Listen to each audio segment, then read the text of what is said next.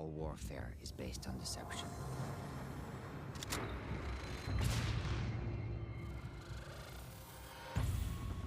For years, the West's hypocrisy has made the world a battlefield.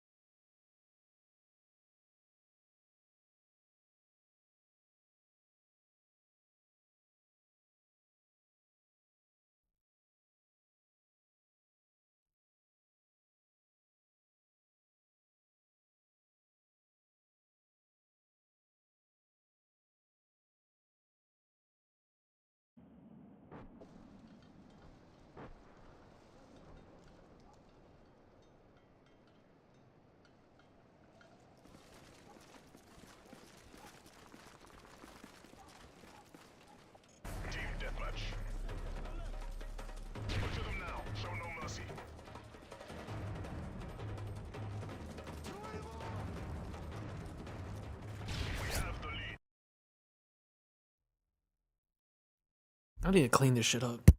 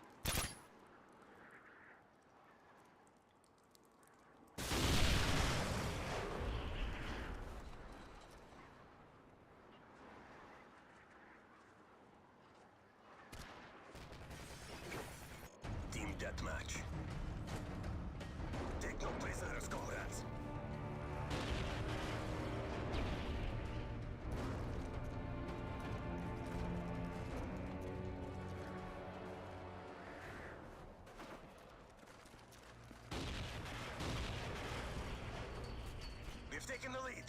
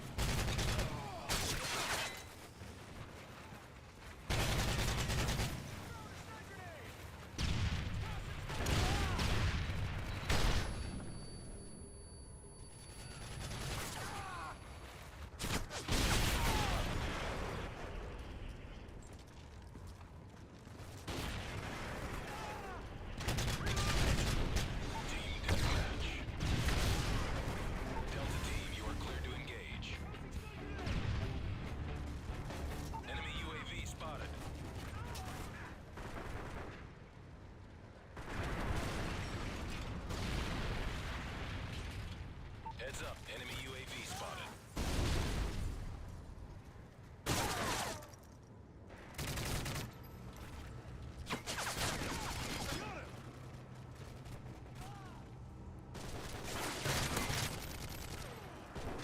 Okay, I'm trying to talk more right now. It's good to be back. Hostiles jamming our radar.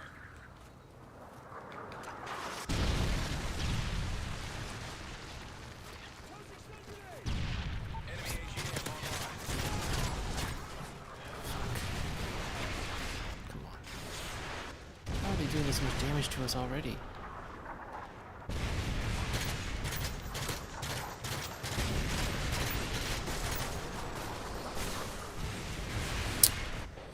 Dude, this thing is protecting his boyfriends.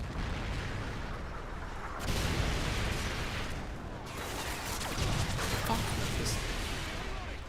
King of the... Is his name King of the Spuds? Super King of the Spuds. Yeah, he's definitely a British region.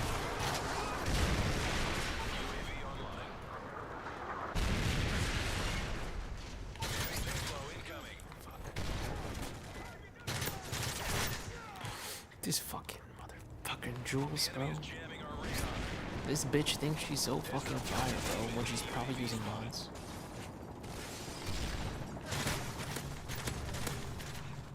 Say, bro. I deserve that kill.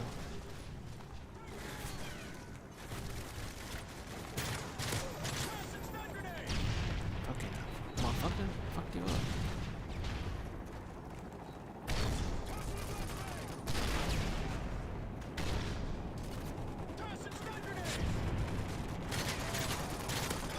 Recon standing by. Dude, my fucking PlayStation's broken.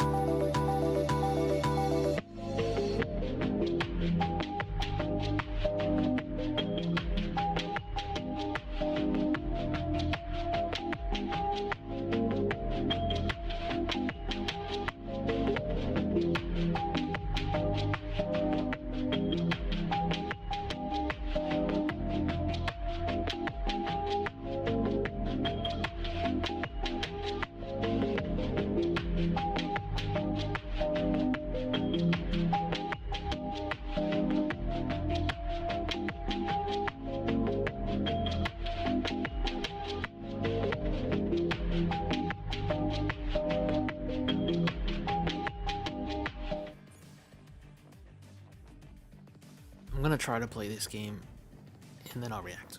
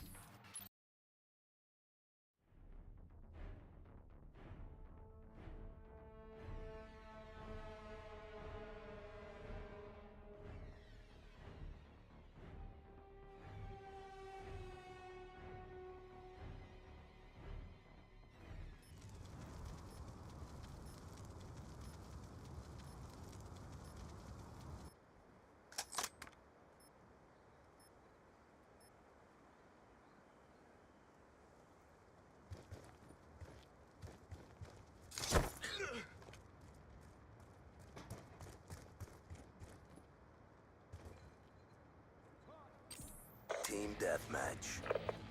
Keep your head up and your ass down. It's go time.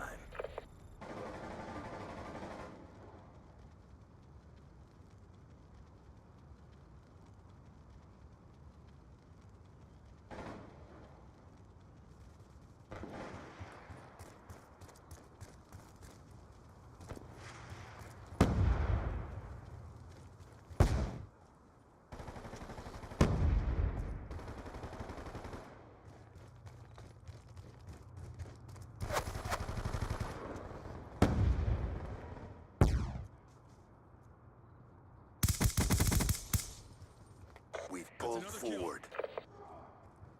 Out! Move her! How do they see me?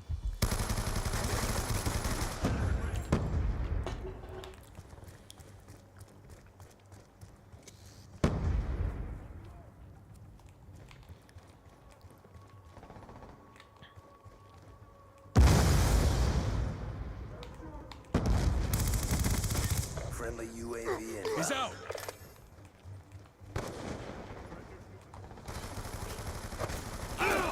Damn, bro, he came back for that comeback.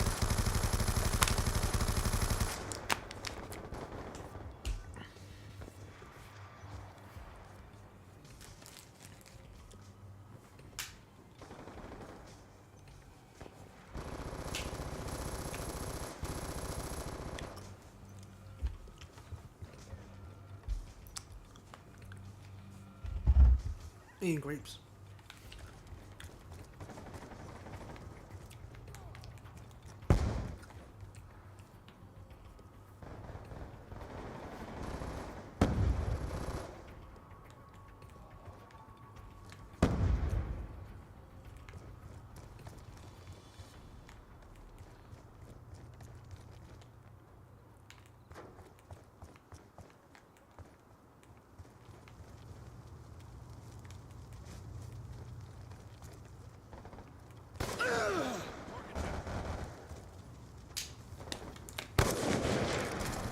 kill.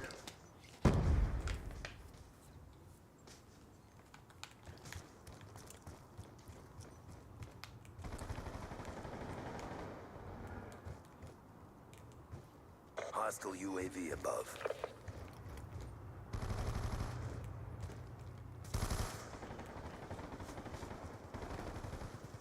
Hostile counter UAV above. Radar is down.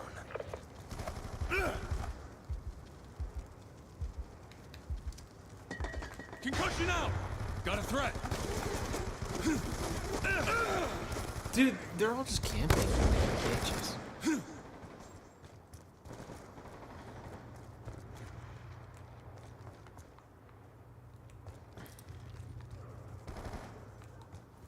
Friendly UAV inbound.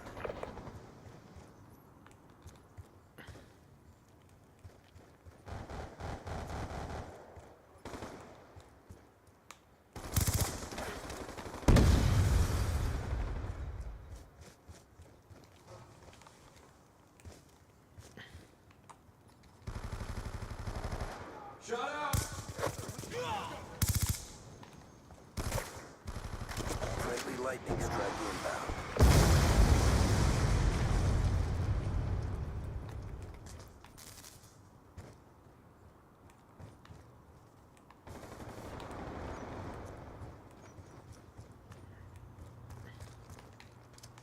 Concussion out.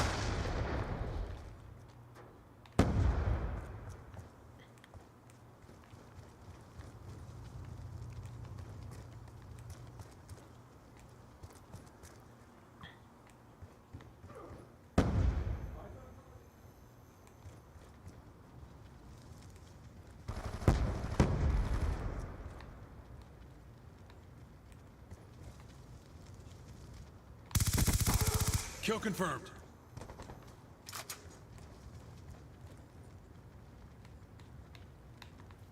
Be advised, hostile UAV incoming.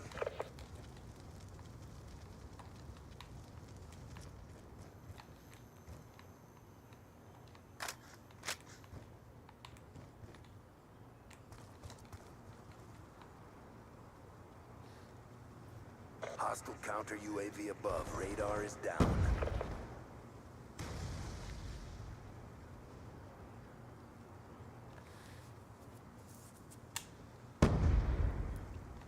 Fire up.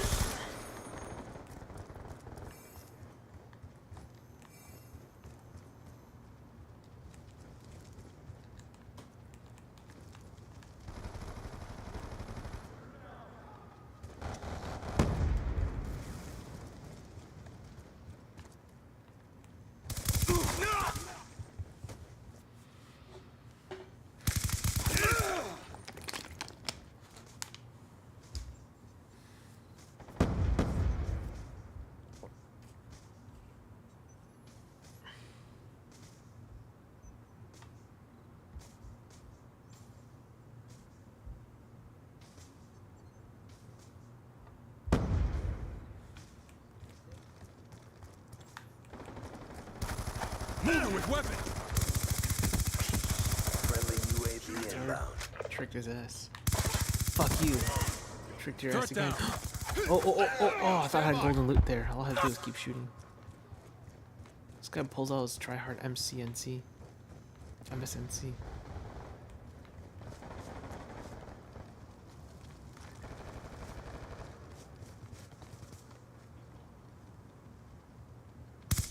Friendly lightning strike inbound. Cover me. Reload.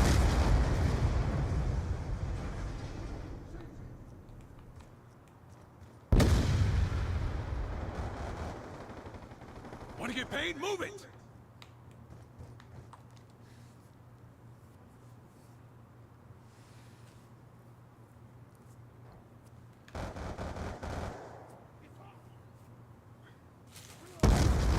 Got a combat.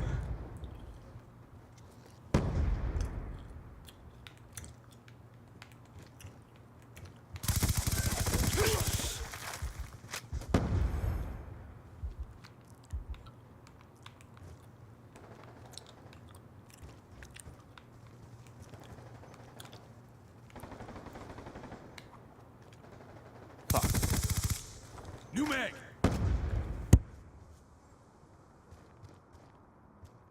Going explosive.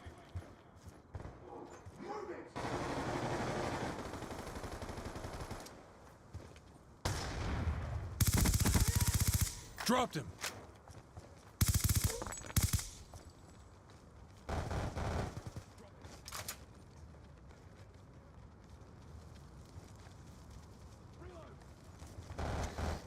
Get up!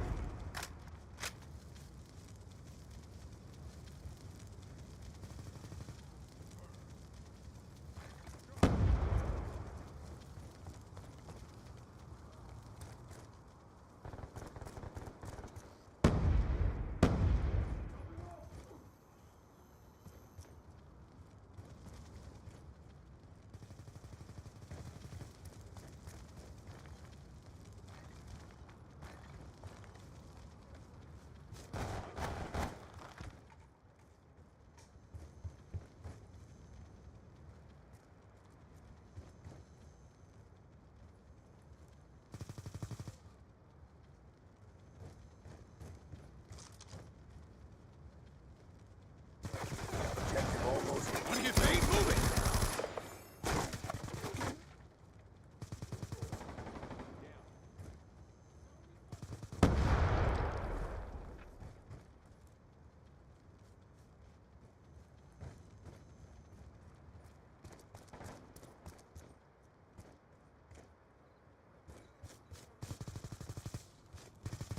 Enemy down. Down, good job.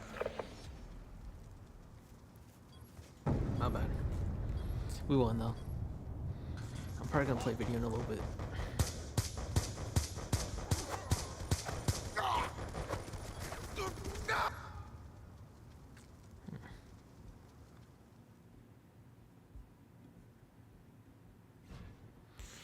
Alright.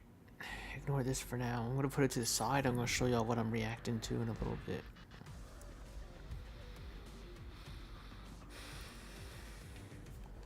Gonna react to a video about marriage, so I might rub a few feathers the wrong way.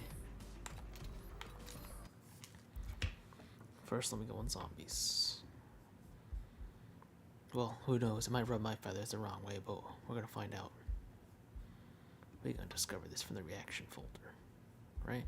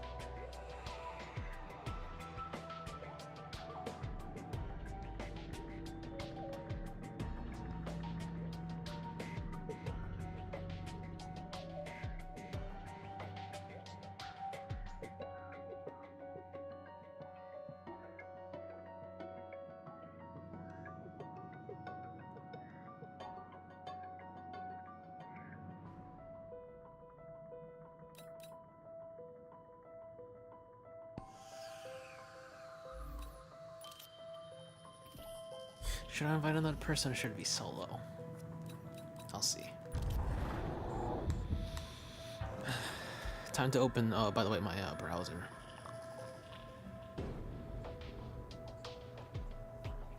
I'm gonna put the volume up too.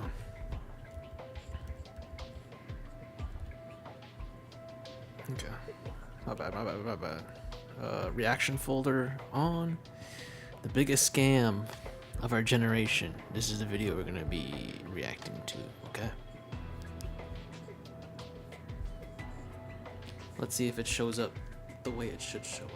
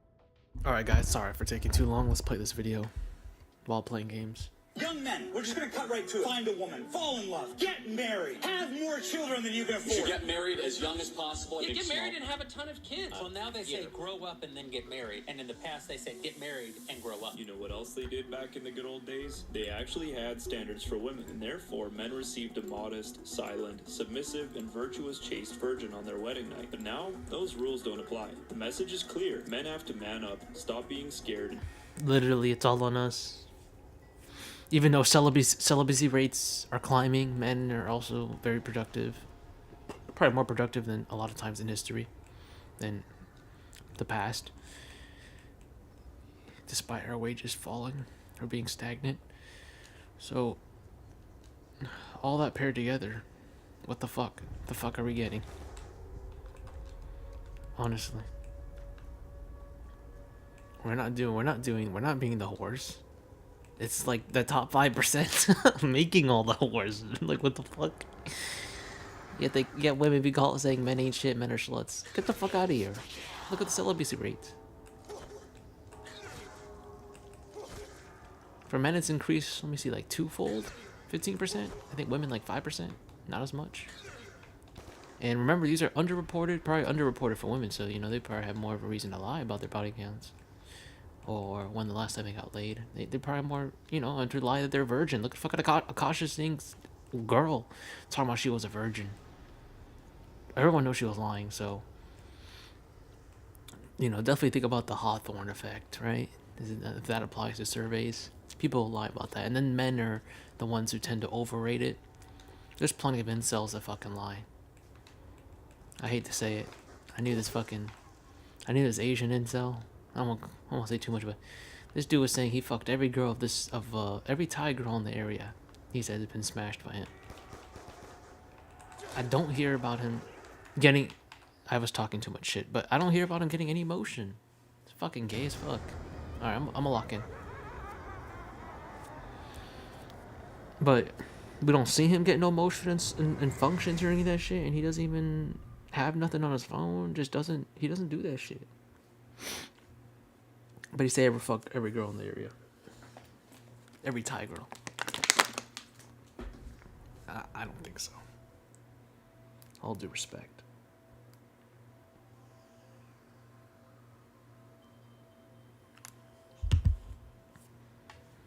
We're gonna try that again. Okay?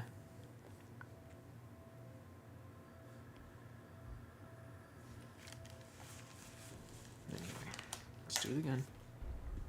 Commit to marriage while holding the same traditional standards for women makes you a red pillar and an incel. So that was the thirst trap that Christian Nala did. She made a cooking video where she licks the spoon in a suggestive way. Is this what people are talking about? Let me see this. Yeah, this literally looks like a cock in front of her. Like a like that face. Come on, bro. You seen that face, bro? When she's up against your waist, bro, she's gotta back that shit up when you whip it out. Let me stop. Okay, let me stop being a nasty fuck. It's late at night. Makes you a red pillar and the way she rolled her eyes up too. Am I fucking tripping? Holding the same traditional standards for women makes you a red pillar and an incel. Yeah, I was suggestive. More and more men are voting with their feet and choosing not to get married at all. I feel obligated to get married, but I'm going to be honest, I don't really want to. But why is this happening? In this video, people call him him gay for that. The data, the incentives, the institutions, and the history to figure out why the marriage crisis happened, why it's accelerated, and who's really benefiting from this collapse. Because one thing is clear, this is more than a crisis, and this might be the most important topic I've ever covered on this channel. This is why. To understand why so many men are walking away from marriage today, you have to understand a brutal but simple truth that offends modern ears. The deal has changed. For most of human history, marriage was not a romantic lifestyle at all. Men and women were not expected to live the same lives, share the same psychological rhythms, or occupy the same social spaces 24/7. For all of recorded human history, whether you talk about the ancient Greeks, the Roman Empire, or Christendom, a man's life was outward facing. He went into the world to build, to trade, to fight, to govern, to take risks, to participate in politics, guilds, councils, wars, and public life. The home was not his emotional center. It was his harbor. He came home to a household that ran without him hovering over it. Children raised into order. This was never seen as cruelty. It was complementarity. This was rooted in the reality that women must respect their husbands and husbands must love their wives, not the other way around. And how good a wife was came from her obedience and humility. When the head is in disorder, the whole body is destroyed. Therefore God hath assigned to the man the care of public affairs, but to the woman the order of the house, that peace may reign within. And here's the part modern people hate to hear. Marriages were mostly arranged. This is only round and yes, divorce rates were dramatically lower. Nobody had to convince men that this was a good deal. Now compare that to today's totally cucked version of marriage, where nowadays the only man a woman ever submits to is her boss, the government, and corporation. Today, marriage is sold to men as the... Yeah, literally, they're whatever their boss says. So it's like just another man. Is this a big business ploy? I don't want to say everything's, you know, comes down to big business. Obviously, there's other interests at play. Way more other interests at play.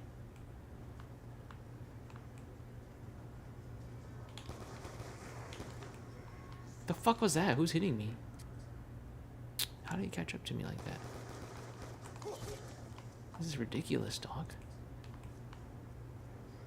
The thing about it is, like, you cannot relax.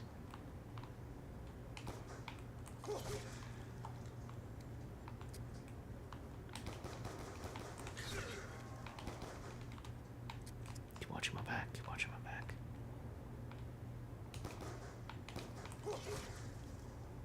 Damn. No, no, no, no.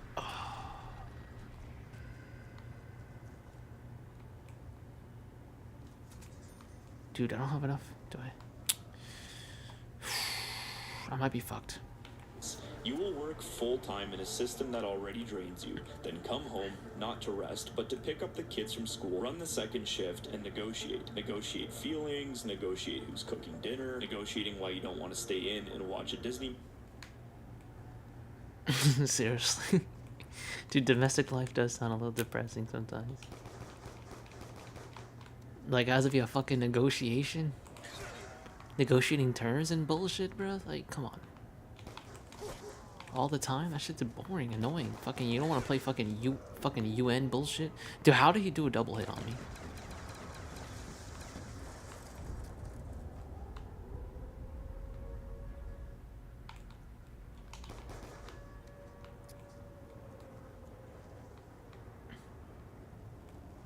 Let me get another fucking hit of that.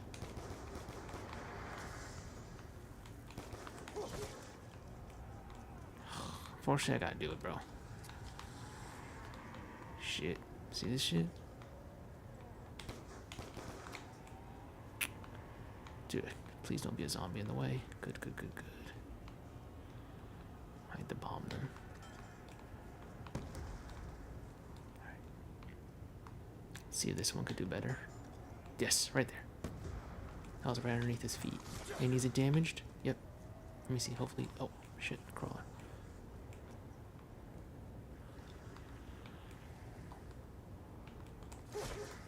I'm gonna focus on this video as soon as I get M16. Dude, see that shit? That double hit swing. After a 10-hour day, and the home becomes another arena of management. This is the modern dual income reality, where you as a man are not respected. So literally just two atomized people just fucking negotiating bullshit. Like, this is literally like corporate boardroom bullshit. But always expected to provide. And this isn't just vibes. In Japan, researchers found that higher regional dual income household rates were significantly associated with higher male unaliving mortality, even after controlling for unemployment and household financial variables. The data is clear. When women are placed in traditionally male-dominated spaces and roles, male well-being suffers significantly. The modern setup is miserable. So when society acts shocked that men look at this arrangement and say, why would I want this? Here is the missing piece. Men didn't stop wanting marriage. They stopped wanting this fake, castrated version of marriage. Because as much as you socially engineer the times and women, you can't fool men's natural instinct and desire to know what's good for them. But that doesn't stop them from trying. Today's conservatives platform freshly baptized 304s on their podcasts and paid them to teach at conservative conventions as, quote, Christian female leaders, while over on Instagram they still dance around in booty shorts and a face full of seductive makeup. And I don't deal well with judgment. I'm a very rebellious person when it comes up to judgment. And the same guys telling young men that modern marriage is a great deal end up doing their wives' motherly duties and can't smoke a cigar in their own house. Yet knowing all of this, the so-called right-wing media love rushing young guys into marriage and selling it like it's the magic antidote to social collapse, while skimming right past the one question that actually matters. Why do so many men not even see a viable path to marriage anymore? But I'm always I think I'm just too old or something. I'm like, why is anyone married? So they keep us trapped in the safest debate possible. They say divorce rates are dropping. The divorce rate is closer to 35%. The black pill responds, no they're not. Back and forth. Okay, so a few things to talk about. Hey, wait, why am I hearing Ted? Bro, this is not transit. So why am I hearing Ted? Let me get this shit. But look. Is there gonna be a freaking, like, earthquake on us? It's not bad. I'll just camp in the backyard, fuck it.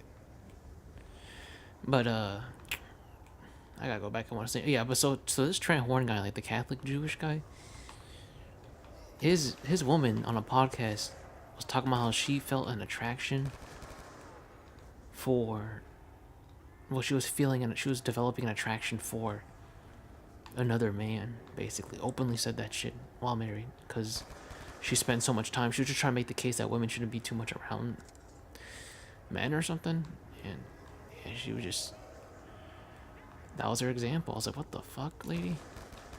Like, that's kind of a humiliation ritual. Dude, what the fuck is this game? Fuck this game. I don't want... This game's hard as shit. Dude, I already ran out of my quick revives and I'm already fucking dying. It's just tired. It's just tiresome, bro. I'm just late. It's just late as hell, gang. It's just late as hell. Let me have my... But these zombies are fast, bro. All I need is Jug, bro, and I'm good. But anything but Jug is... Oh, shit. See what I'm talking about right here? See what I gotta deal with?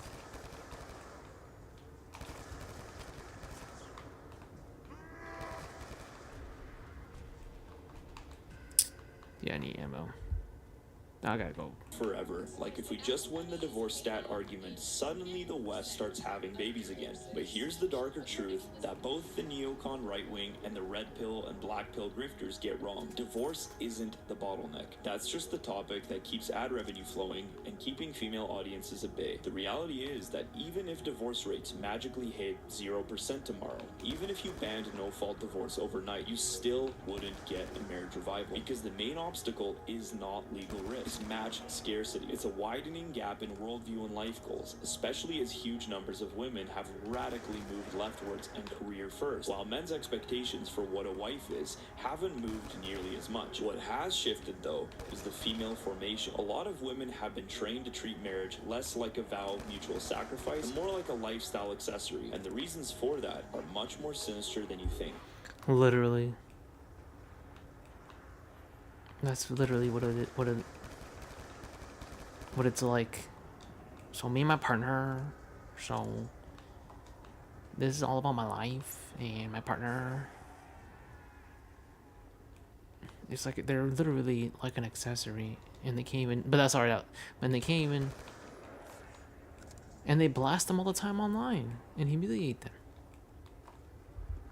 And I'll get to that in a bit, but we don't have to guess. When you survey unmarried adults who actually desire to marry, the top reason they're still single isn't "I'm afraid of divorce court." It's brutally simple. It's hard to find the right person to marry. That's 58%, the #1 answer. Now here's where it gets interesting, because it exposes the contradiction that nobody wants to sit with. AEI points out that 45% of college-educated single women say they're single largely because they can't find someone who meets their expectations. And at the same time, Pew Research shows that the modern young female priority stack has shifted. 2/3 of women 18 to 34 rate career as a major life priority, up from 56% in the late 90s. So translate that into plain English. Both sides are looking at the market and saying, where are the marriageable options? But they don't even mean the same thing by marriageable. Men are thinking, is she submissive, faithful, home-oriented, willing to build a family? And on the flip, women are thinking, how much of a modern woman can I get away with being while still receiving?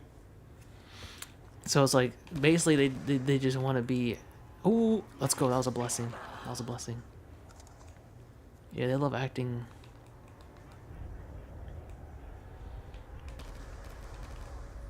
I don't see a single as possible. Just obviously this is not all, but allow them to like to push the ropes. I will say that.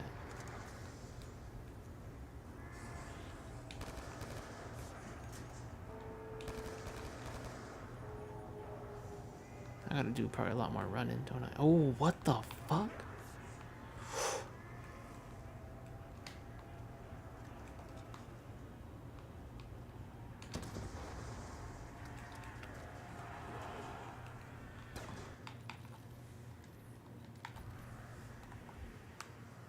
Fuck that. I'm starting over. Fuck that shit.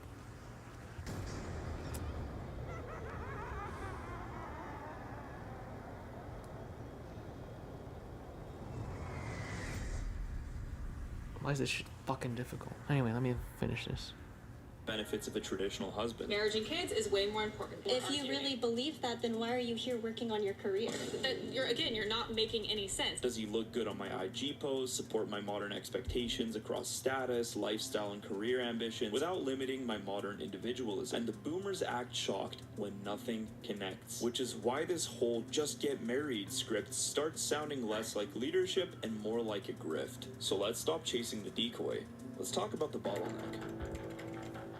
How did we get here, and what's keeping us here? The real problem becomes clear when we look inside the female mind and analyze what they actually look for in a man these days. Trends in recent analysis show a few highly concerning things. One, that women are actually no longer really attracted to men. I'll get to that. And two, that most women have absolutely zero clue what they're looking for in a relationship. I almost lost my mind while researching for this script, so please, I ask all of you. I wonder what the numbers he's gonna pull up. buymeacoffee.com The stats. /lungs-of-faith, because I'm a one-man team and your support is what keeps this content coming. And something new I'm doing is that supporters But of $50 the career-minded one is gear grinding, bro. Huge red flag, dude. They literally want to find more value in their career than their family. a month are Fuck listed outta as here. producers and have real Literally holding on by a string, just by few expectations. Keeps them a little bit grounded. input on topics for future episodes. Back to the plot. When researchers first surveyed women's Alright, mate that was- preferences I literally in got ad 1939, fucked. ambition and industriousness ranked as the most important traits in a future husband. By the 1990s, those same traits had fallen to 9th place, and in more recent replications, it's even lower. In fact, many Gen Z women see it as a red flag. A strong modern finding is that very high ambition can signal, I won't be warm, supportive, or available. In a 2022 paper surveying They want a 13 cuddle large bear? sample studies showed that male targets with highly ambitious goals were judged less warm and as having less relationship potential. But what replaced them? Traits like good personality, emotional maturity, and compatibility. Qualities that, while not bad in themselves, are coded as softer, more relational, and yes, more feminine. In fact, strangely enough, these are actually the biggest traits men look for in their future wife. Yet those wife expectations are being projected onto men. Now, don't let any of this fool you. This isn't a generation of women who have suddenly risen in humility and no longer see men bringing in money as important, seeing the virtues of a poor and simple life as good. In fact, quite the opposite. In a 2025 survey of Gen Z daters, the average ideal annual income women expected from a partner was about 6 figures or more. About 1 in 10 Gen Z women said they're looking for someone earning $200,000 plus. The average income is about $60,000 in the US. So women Bro, all the fucking expectations are literally like the top 5%, bro. report that they want both a man who earns 6 figures and yet somehow doesn't have high ambitions at the same time. So like, where is this money? I know they always want like the eggs but not the chickens. They want unlimited eggs, but they don't want but they don't want the chicken that comes with it.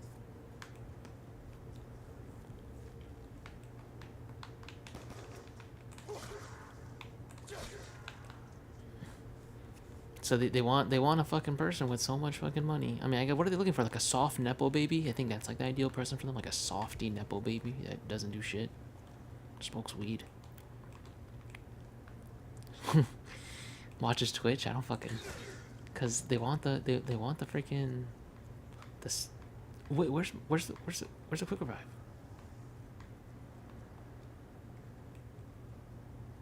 It's a new solo game, right? Where's my quick revive? Oh, awesome. Anyway.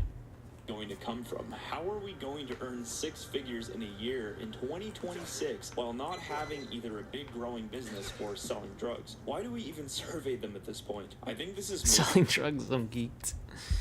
Where we begin to learn to stop listening to women's opinions. But if you thought this was bad, just wait, because these contradictions only keep getting more childish and frankly more hilarious as we go along. Pew found 71% of women say a man must be able to financially support a family, more than double what men expect from women.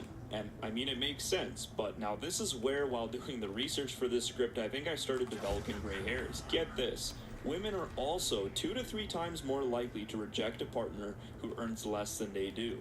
Now, do you want to know what's funny about that? Young women in North America now on average earn about the same or even out-earn men in most metro areas and spreading. So if what women are saying is true, then that's bad news for basically 80% of the male population. That's not me making this up. This is women's own standards folding unchecked hypergamy on themselves in a contradiction. Now, why and how on earth did we get here? How did women's expectations become so contradictory? Why is a whole generation of young men being gaslit for a problem they didn't create? How did a wife's role shift from being protected to being worshipped? And how does all of this seem to perfectly coincide with the Socialist Manifesto written over 150 years ago? It all begins to make sense when we realize that basically none of this was organic, and the roots go far deeper than the sexual revolution. That's why when we analyze the incentives, the money flow, and the social engineering, we can not only begin to make sense of all of this data, but we can clearly see what's coming next. Now, the truth is, if we're going to fight the degeneracy of this culture, we can't do it while we're compromised ourselves. The reality is that if you don't actually want to quit, no app on earth or anybody is going to do it for you. But if you, like many others, have a firm resolve that you no longer want to be a slave to porn, Relay could be a valid next step, offering practical support systems, you just distracted me, almost got me fucking killed. So that you're not fighting this addiction alone. When you sign up, you will automatically get paired with a community. Okay. Notably in the last... Okay.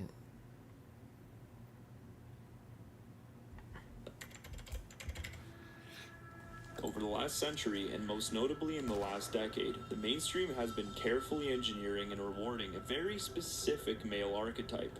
Safe, emotionally expressive, agreeable, non-confrontational, endlessly validating, but somehow yet still competent and successful and confident and high status. I'll fucking drink.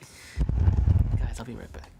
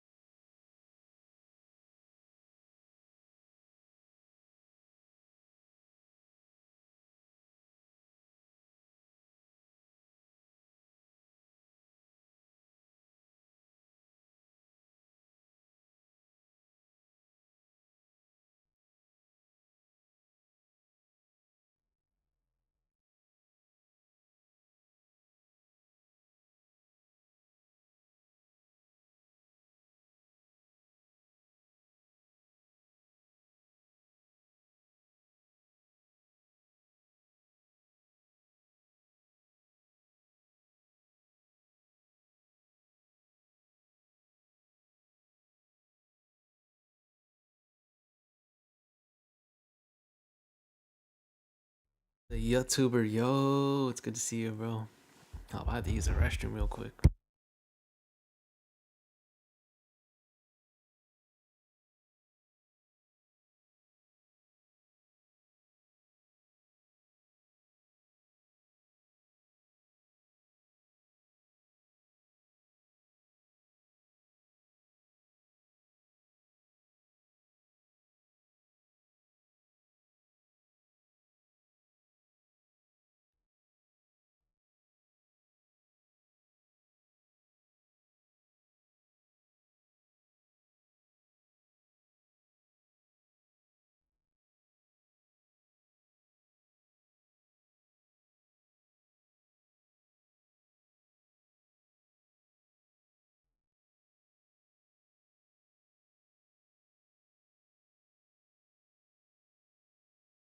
Psychology. I might not watch In the whole 2018, thing American yet. Psychological Association I might published have to guidelines finish the for rest working tomorrow with boys if and I do men it tomorrow. that frame traditional masculine ideology as harmful. Once one of the largest psychological bodies on Earth encodes that language into best practice, it doesn't stay in PDFs. Although it might be promoted by them, it filters into therapist training, school counseling scripts, healthy masculinity workshops, HR compliance language, psychoanalytic language, then into parenting, into the default moral reflex when a firm man is unsafe, and a boundary is control, and leadership is insecurity.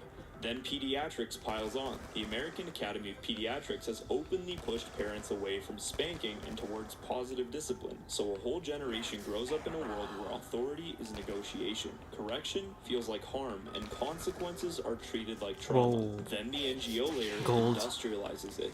Equimund. Yeah, this push against so-called toxic masculinity is fucking retarded. Ambition and real non-conformity is shame.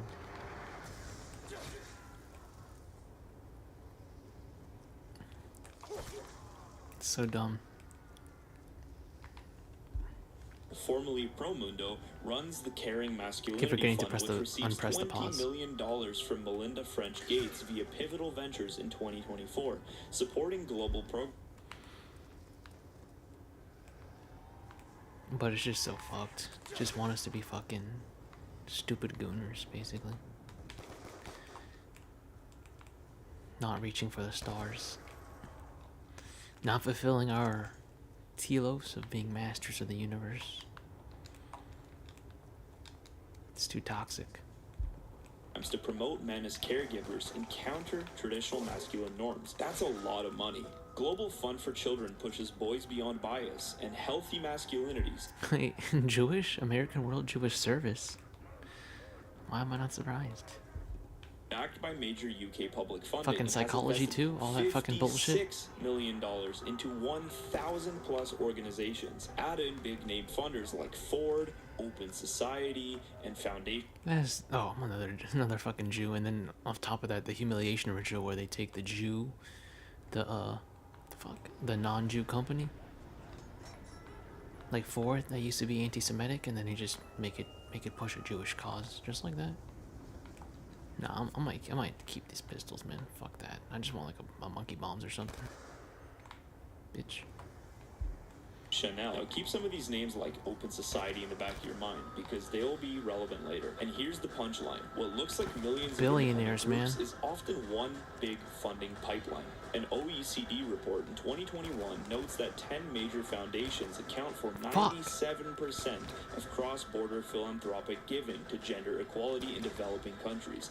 And there are 1.8 million NGOs in the US, yet private funding is concentrated among fewer than 100 major foundations and corporations. The top 10 to 20 are especially dominant, and we'll go over their ideology and why they have so much in common in a bit. It's much darker than you think. The next step is for media to seal it and to package it, to make it normalized. And this is the part people really underestimate because they think that movies and ads are just entertainment. That's right, you sad excuse of a man. You've been rendered completely helpless by a woman. But I do wonder, as a third-wave feminist, if it's even possible for women to reclaim their sexuality in this deeply entrenched patriarchal society. Shut the fuck up. Get fucking shamed again. Fuck this shit. It's worse for society. Maybe that fucking so-called patriarchy is good. Maybe it is.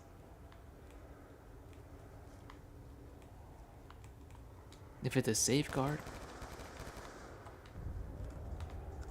against the destruction of our society and invasions. Semester, okay? This is a perfect example of this first discriminatory preference of semen to ovaries. That's why I'm petitioning to have next term be referred to as the winter. She looks so Jewish. Common Sense Media's Watching Gender Review flat out summarizes decades of research and argues that kids' TV and movies do in fact shape beliefs about how boys and girls should behave. So it's clear, media does shape the way we think about ourselves. So what stories... In a way, I will say I think it could shape attitudes and what the fuck is happening. But I don't want it to lead into like the whole violence, you know, violence on TV causes real violence.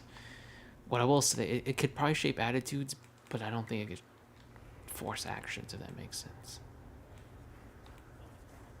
So maybe it'll desensitize you to a certain thing, like violence, like this game. Maybe. That's me being generous. Oh, fuck off. I literally have no more speed, quick revive. Yeah, this map's too fucking hard. Right now, I can't even focus. We feed an entire generation. Brave in 2012. Tradition and marriage framed as the cage to escape. Father is lovable but ineffective and quite pathetic. Authority becomes a joke, something that's negotiable and can be argued with. Tangled in 2010 and Moana in 2016. That she doesn't need a man art goes mainstream. Romance gets minimized or removed. Heroism becomes personal destiny and self-definition. You are not my hero. Then corporate advertising pours gasoline on it. Gillette literally reruns its legacy slogan, the best a man can get, as a lecture on toxic masculinity with the now famous We Believe campaign, and backs it with a $1 million per year for 3 years donation commitment. That's not a neutral cultural moment. That's capital and institutions rewarding one direction of manhood and punishing the other. And it doesn't stop at one brand. There are coordinated transnational efforts to standardize good messaging across advertising and media. The transition from the industrial to the intelligent... Early life check? I'm just kidding. Yeah, this stuff is from the top down. It was obvious. This stuff is from none of this shit's organic. Now I'm just gonna theorize while I'm busy, and I'm going to think that all of this is to make men softer and more complacent and better worker drones. Like imagine you get the, I don't know how to say it, like the testosterone and the sort of work ethic of a man, but with the feminized brain of like a woman. I mean, you got a complacent, quiet, fucking good slave. That's what I'd say you got. If you're big business. Like the people that want to remain there.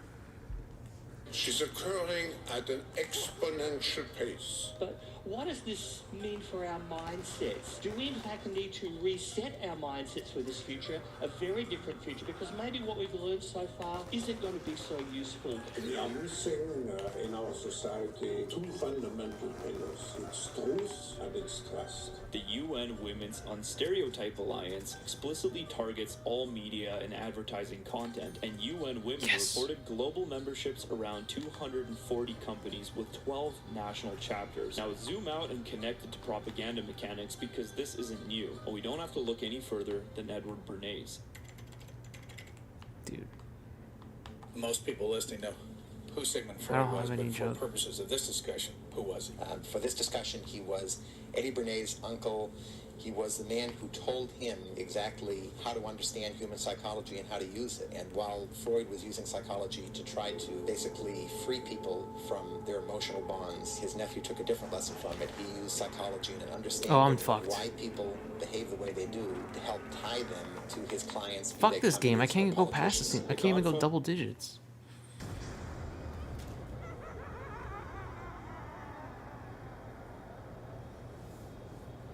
Fucking terrible fucking body count, bro. I need a higher body count.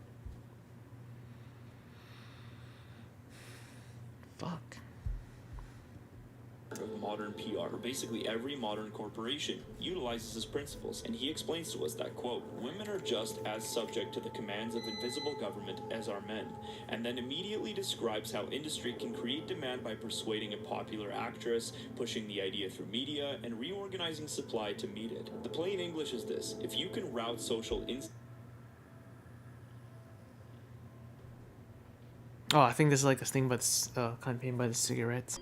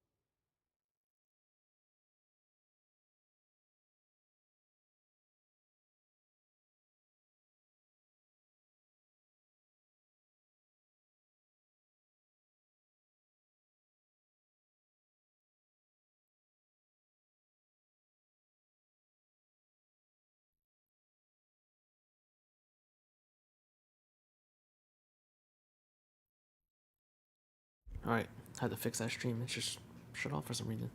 We're even more effective than bullets. So when girls grow up with traditional masculinity being trained, they'll select for when it's time from their emotional bond.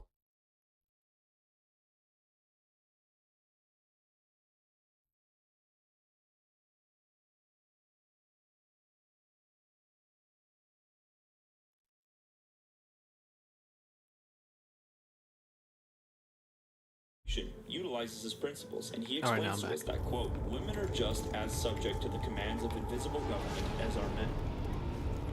Excuse. You can rewire the whole household. I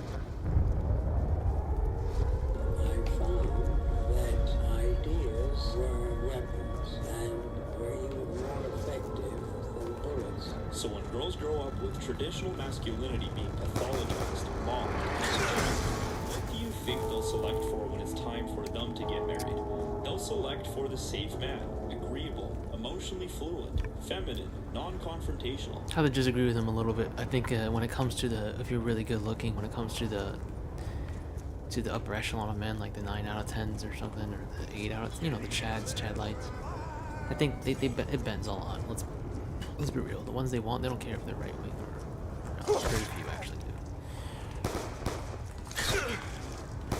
Like the soft boys, like what they say they desire, but I think a big issue is what you have to consider is that, I mean, women say they want one thing, but it doesn't always mean that.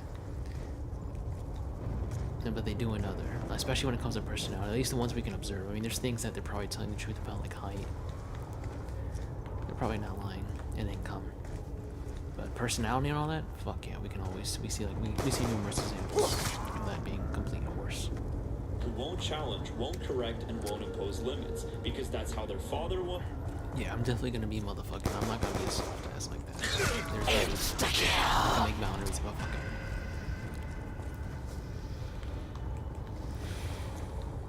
Good ones.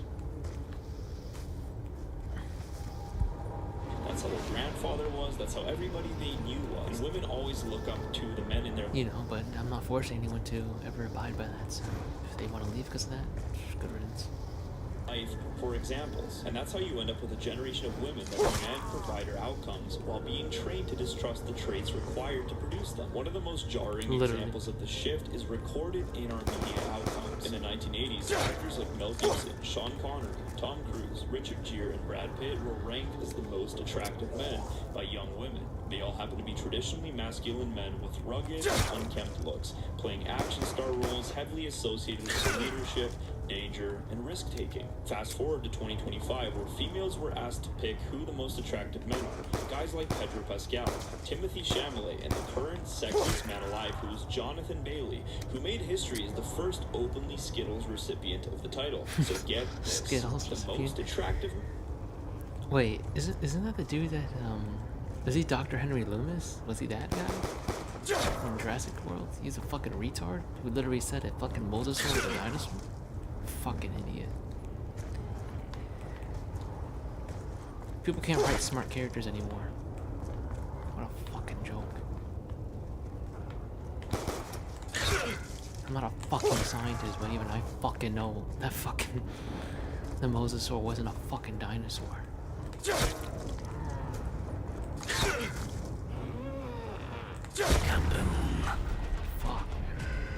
And according to women in 2025 is Skittles. Someone who isn't even attracted to women. Let that sink in. And it gets even worse when... They're just saying that though.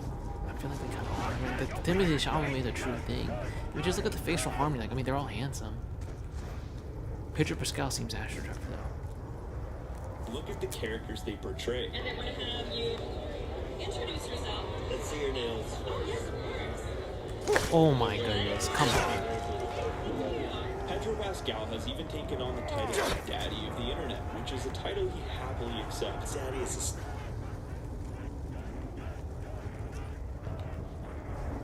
Dude, the Latinx don't claim this motherfucker.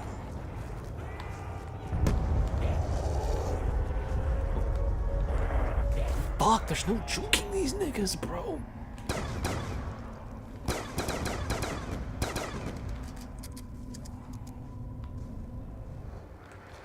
Damn, I was right. Now I'm right back to where it started, bro.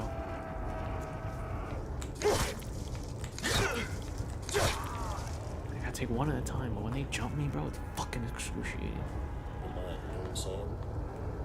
I'm your daddy. And women are depicted as going crazy for him. Female Reddit commenters answer the question of what makes him so attractive, citing reasons like his openness and that he... Nigga, this is ridiculous. This is...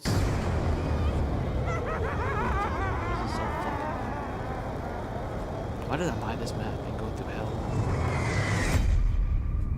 I might try one more time, bro. Just because this video is so fucking long. But I low-key will play MW3 or almost anything else right now.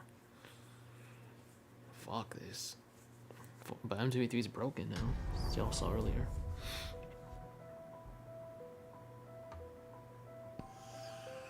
He feels safe.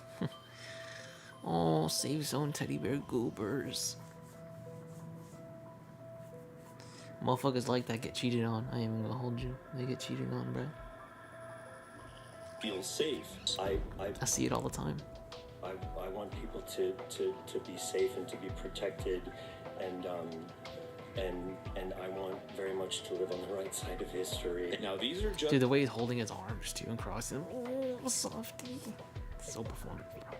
A handful of examples among thousands, but what it tells us is simple. You're not watching preferences evolve in a vacuum. You're watching a manufactured incentive structure, and the dating market is just downstream from it. Here's where it gets truly relentless, and we see these preferences getting baked into real-life consequences, because this isn't just messaging. Recently, in British Columbia, a father who opposed his child's gender transition and repeatedly violated court orders and a publication ban was sentenced to jail for contempt. The child, at the time 14 years old, wanted to undergo hormone treatment at the suggestion of their medical team at the BC Children's Hospital Gender Clinic. The mother supported her son's decision, but the father objected and sought an injunction to prevent the treatment. The BC Court of Appeal ultimately granted the child the right to consent to certain treatments on their own behalf, so long as they were able to understand the repercussions. At 14 years old, a large focus on the court's decision also applied to the father's conduct. The father had been publicly vocal about his objections to his son's attempts at transitioning and repeatedly, quote, misgendered his son in doing so. The behavior had led the mother to seek a declaration that the father's actions constituted Yeah. Be careful when you choose as a woman, man.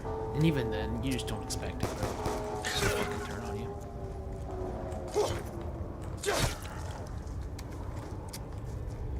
That is not savory.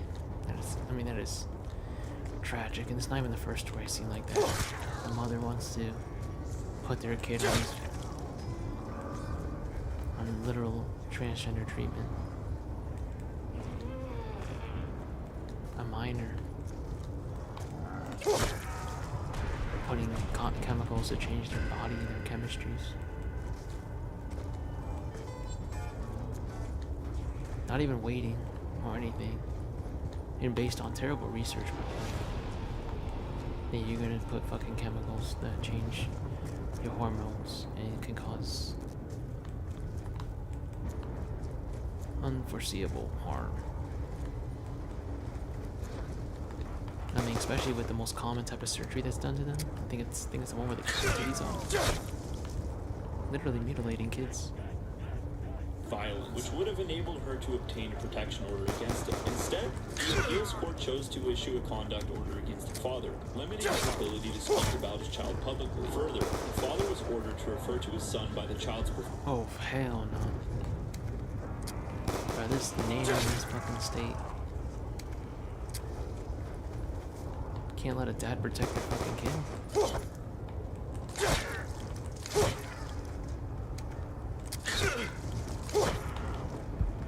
Pronouns and name. The signal to every other parent is obvious. Step outside the script publicly and not only will you be shamed by the system, but you can lose everything. The same tactics of the reign of terror.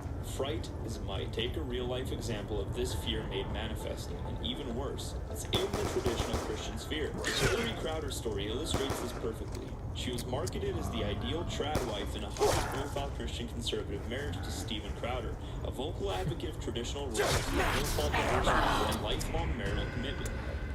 Okay. To be fair, the dude is probably gay. He's kind of gay. And he has like doesn't he have allegations against him? And it literally is in line with his personality, and he dresses like a woman. And I don't think he wanted to give her a kid for a while. You know? I'm not gonna say he deserves what happened to him. Maybe that's the reason he probably didn't want a kid, right? He was worried of what she'll do to him. Yet Hillary filed for divorce in late 2021, with Steven announcing it publicly in April 2023, claiming it wasn't his choice and lamenting the no-fault laws that allowed her unilateral decision. Well, I guess let me be clear here. I proverbial boot on my neck for going on years now. Since 2021, I've been living through what has increasingly been a horrendous divorce. Now, let me say on the outset, to be clear, no, this was not my choice. Yet she took everything public. Leaked ring camera footage from a 2021 argument showed Steven being a little mean to her over wifely duties, which quickly got Steven labeled as an abuser, with tradcon influencers like Candace Owens rushing to give his ex-wife a platform. And the video essentially reveals just how emotionally abusive he has been. If you want, oh, this fucking stupid bitch that doesn't know anything about temperature, doesn't know anything about science, doesn't know anything about history, doesn't know anything about race, doesn't know anything about fucking intelligence, doesn't know anything about fucking the Jewish question. She knows shit about shit, and she took her kids to homeschooling now, so pray for those fucking kids, man. the actual video, I mean, it's obviously not perfect, but I think people have had worse fights. Now, the contradictions are hilarious. These women's self-awareness levels are basically at zero. A notable recent example, in July 2025, she posted that the most alpha thing a man can do is marry and be faithful to a good woman for the entirety of his life, and to be willing to storm the gates of hell to stay married to her. This embodies the reality of covert Christian feminism. It blends traditional values where convenient with modern feminist tools like no-fault divorce, public shaming, and alliance with critics. On the other hand, men are held to an absolute standard. No excuses, no exit, fully committed, and no chance of walking away, while the woman who walks away retains moral authority to redefine true manhood and good Christian wifehood. Excuse. Literally, they just like pick and choose the terms.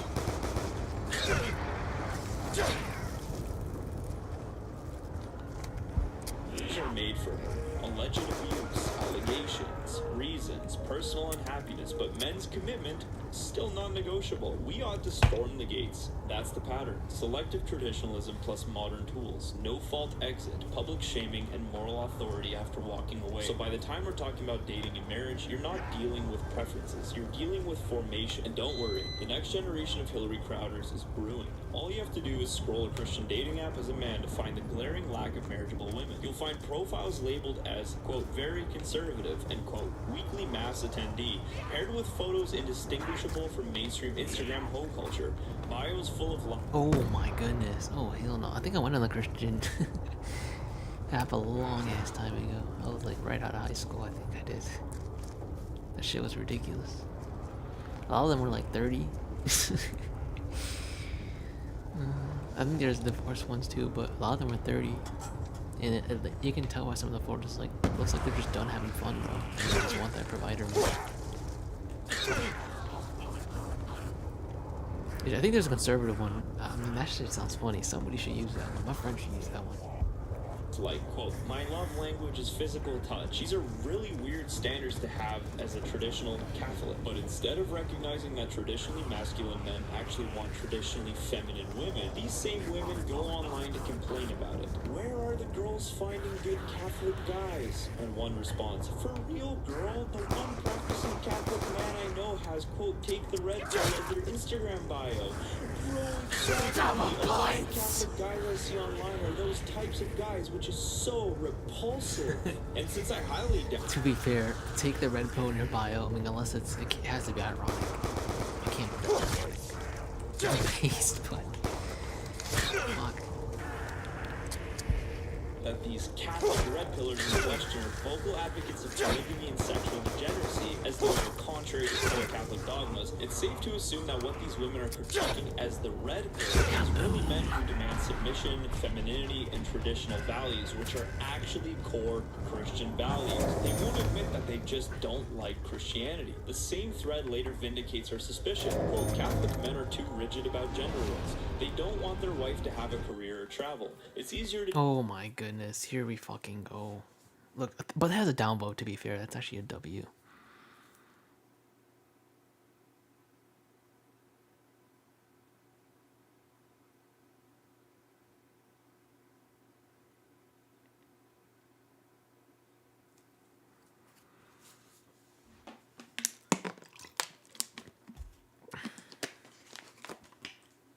They're just not family orientated. I mean, what the men are looking for is a family orientated woman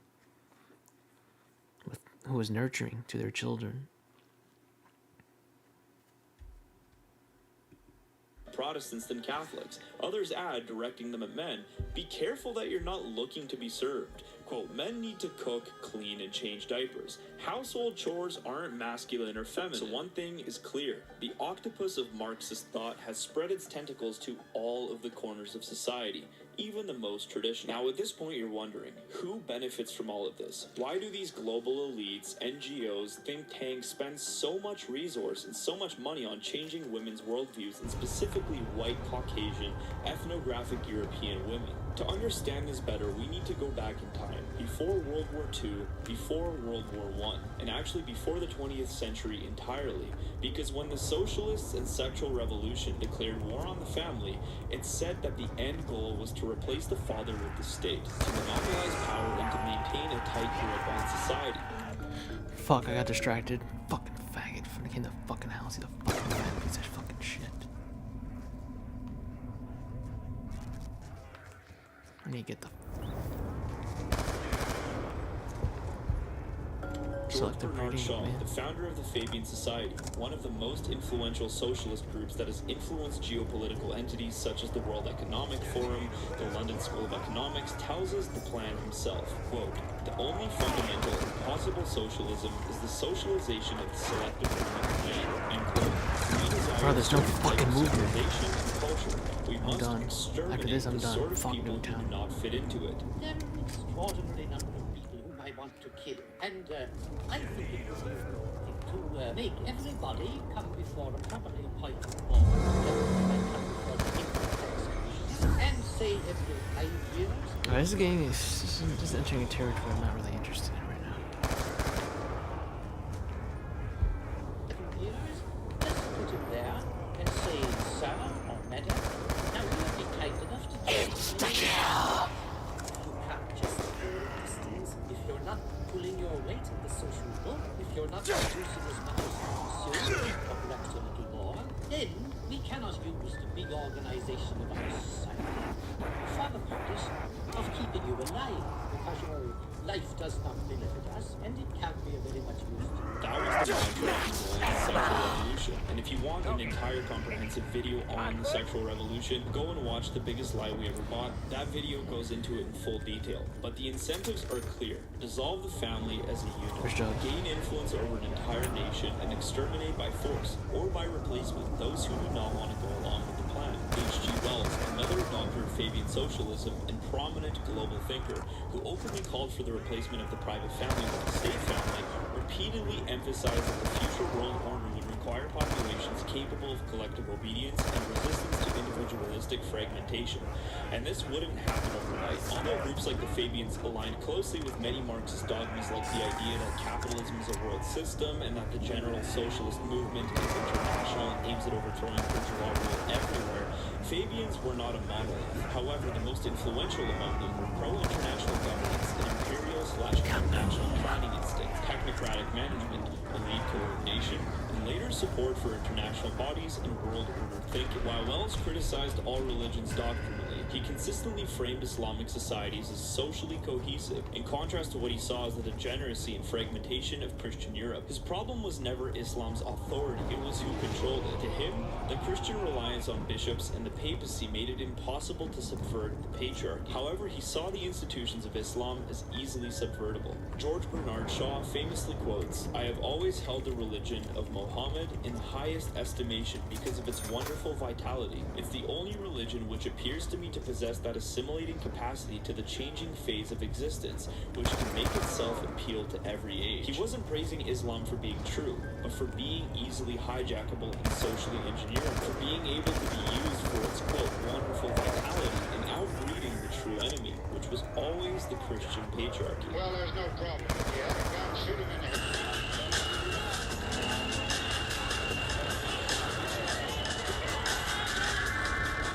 That's why when we see the most progressive and socialist-leaning governments in the world bringing in mass migration from Islamic-dominant regions, they never have a problem with their form of patriarchy, their legal enforcement of women's modesty, silence, and obedience. It's got to be about kindness. We've got to care for each other. We're all humans living on the same rock. They never label these cultures as promoting incel toxic masculinity. In fact, they often praise it and encourage it. On April 10th, 2024, the Prime Minister's official aid statement praised the many contributions. What are they, like low IQ bots, I guess? Welfare rodents, relying on welfare, a bunch of kids, relying on the state.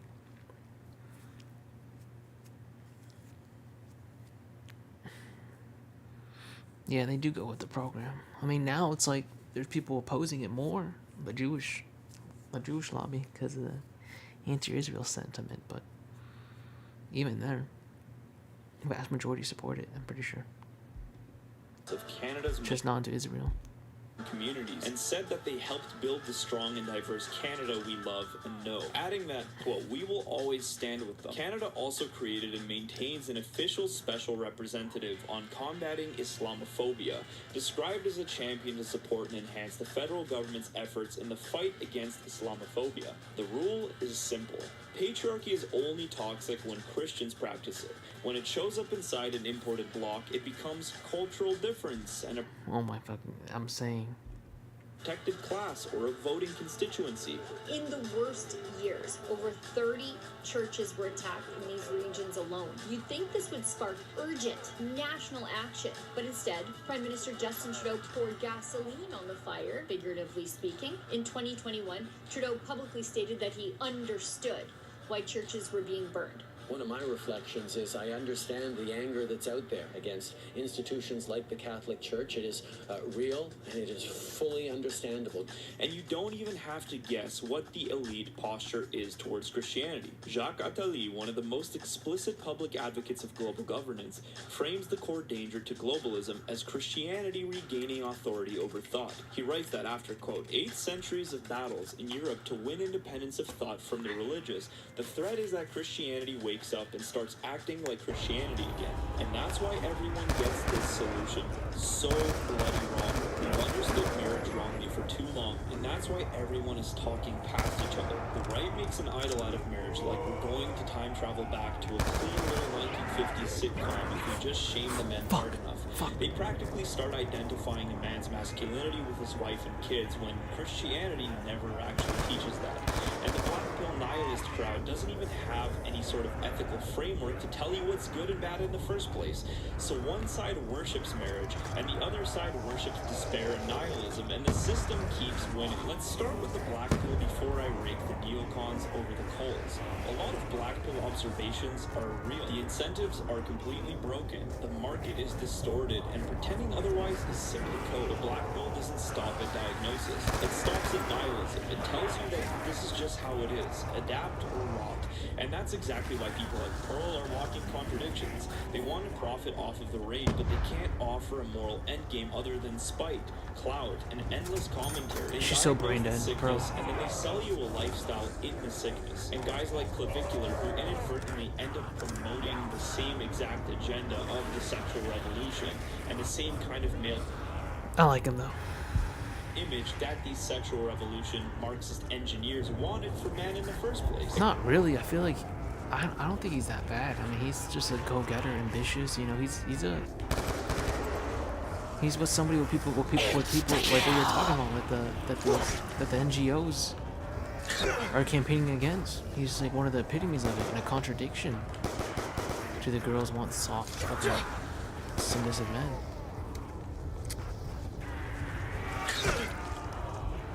Who's promiscuous, who just says, well, you know what, there's no point, none of this is gonna change, we better just go along with the way society's going. Wouldn't you maybe swim against the stream or go jump into a different stream? That's not a realistic outcome.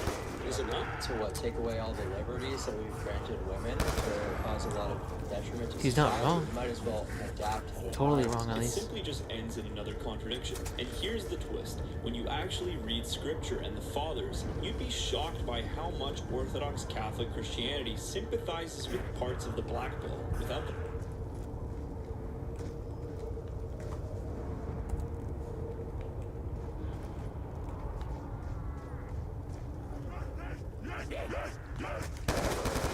I wasn't looking for a second, bro. Almost got fucked up. Where is Jug, though, man?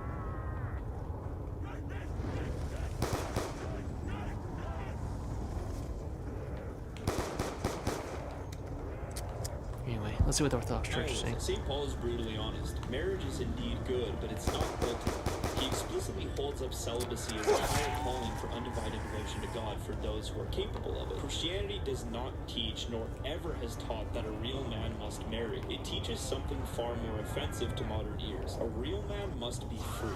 Free enough to marry without worshiping it. Free enough to walk away from sin, even if it costs him comfort. Free enough to be alone without becoming bitter, porn-brained, or cowardly. Free enough to sacrifice without The porn brain one's the Now, biggest here's what- challenge. I can see men being free from all these things, but then they're still porn brained or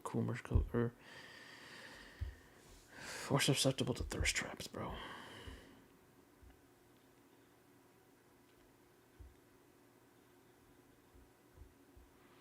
I'll be right back. I gotta get another water.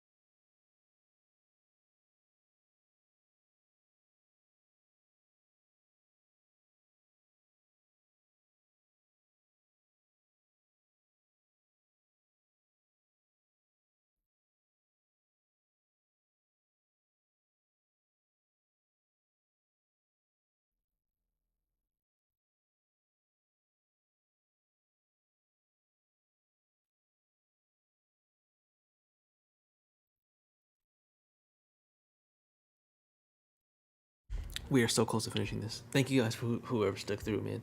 Say what's up in the chat. Shout out to JX too, man. I'm feeling good. Happy Saturday, guys.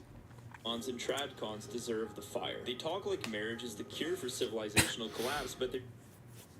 Bro, these are all these Catholic people. I remember this dude, and then I think the other girl. I swear, bro, they literally think like... They're literally fucking thinking that like marriage is a cure. It's like, motherfucker, that would probably make a lot of things worse if we all just fucking jump into this shit at this point. Like, obviously I'm pro, you know, marriage is better, you know, especially, you know, for people who want to have sex, you know, probably a good idea to be married to them. But damn, stop acting like, man, just get married and have kids. Crippling us, bro. This is, you might be, you know, some of this shit might be crippling. And plus, bro, like, what about the homies, though? Hug the homies, guys. Hey, what's in here? Okay, MP5. Is there an M27 in there? I know that thing's gonna bleed out eventually. Alright, bro, come on. Where's the M27? Or is it from a box? Am I tripping? Where's the damn job? Is this the best place to camp? Behind here? I think the M27 was... No, it's killed. Let me watch this.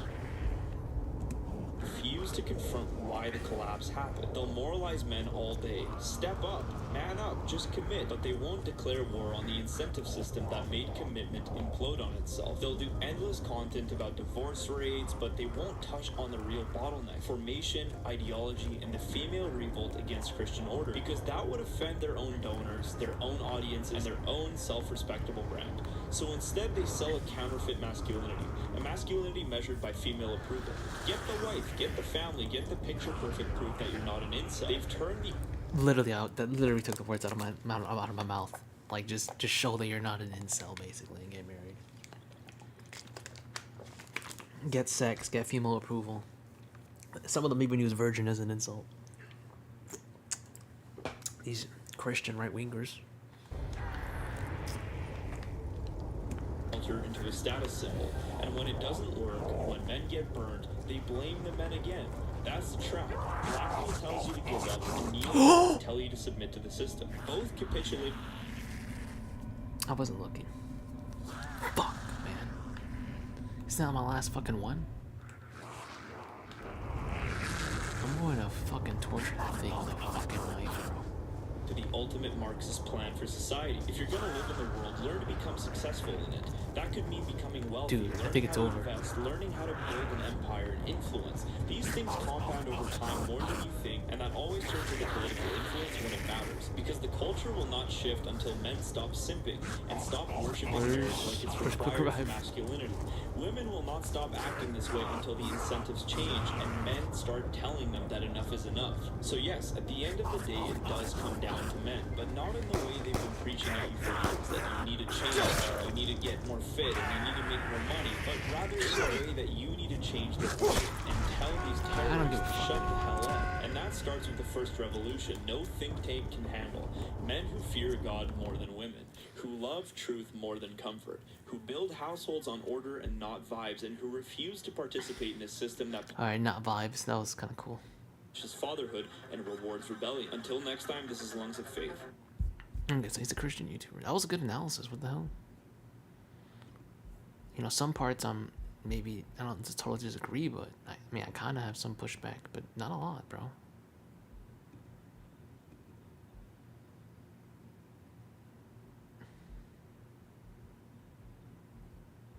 Alright, I'm gonna get back on this game.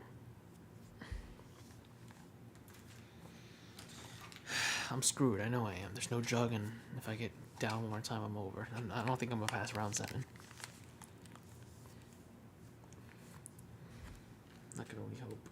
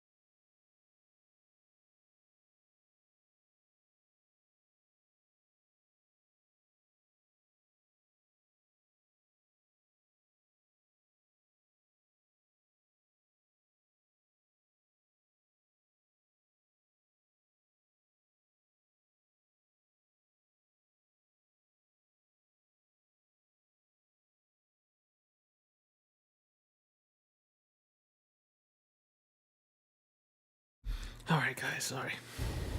I gotta lock in, bro. I'm dying. It's round 7.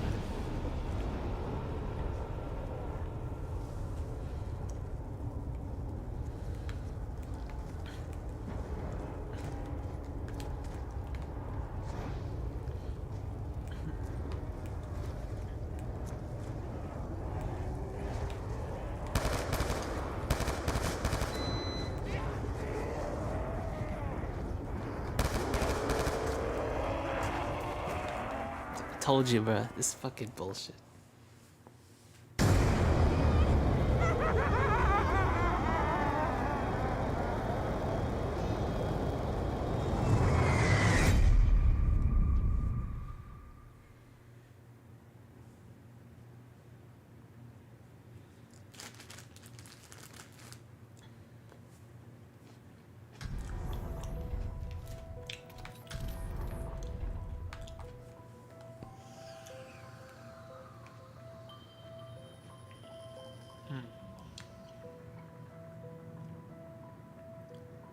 Wait, Plan B's not online? That's bullcrap. Unless he's appearing offline.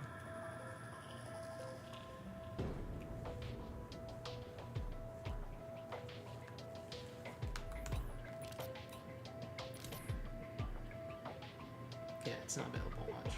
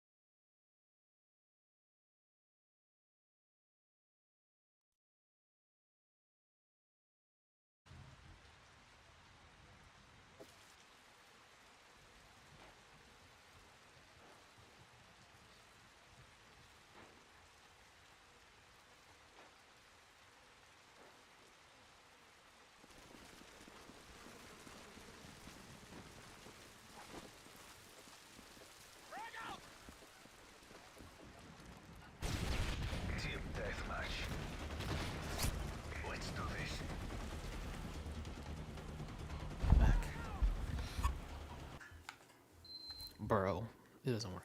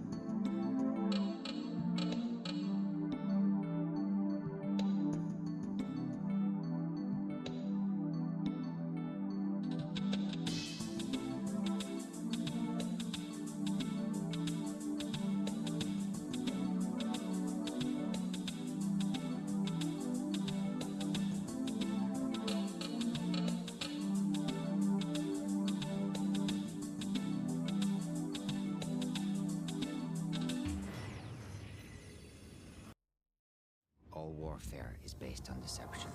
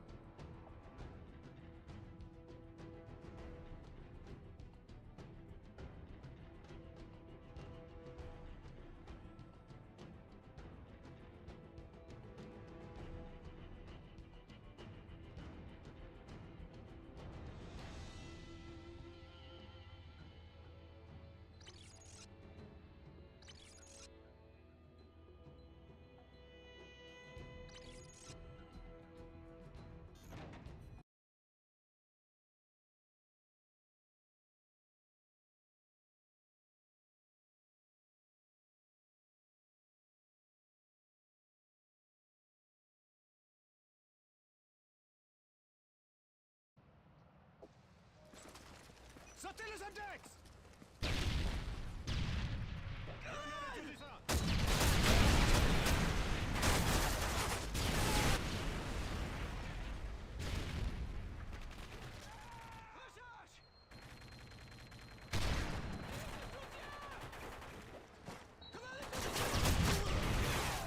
Chef!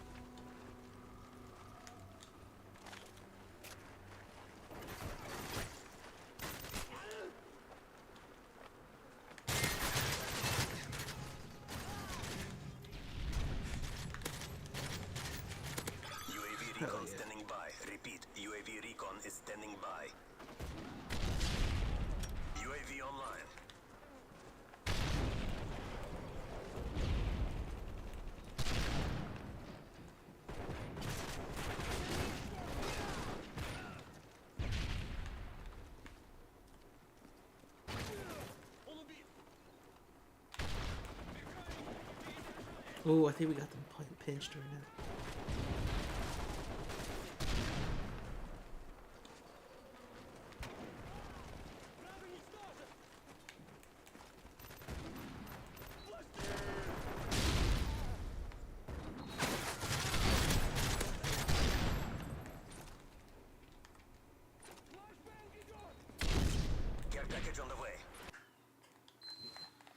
It's broken, guys. I can't help it.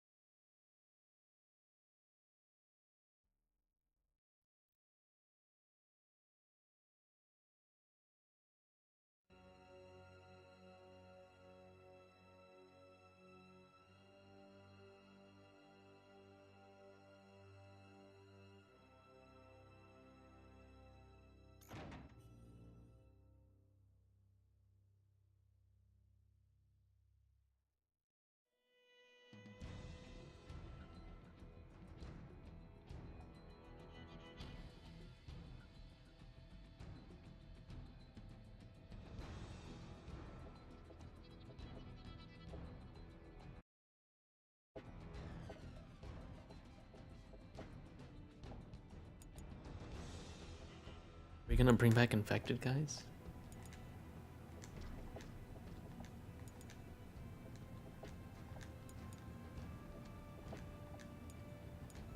Dude, this would be fucking power fantasy at this time.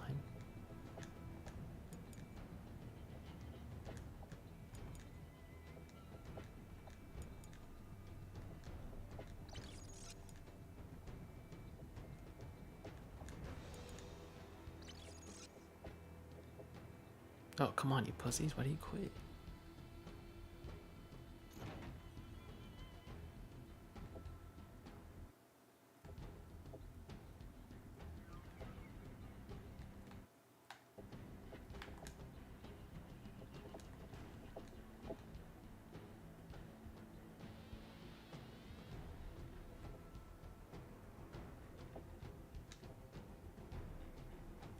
I'll be right back.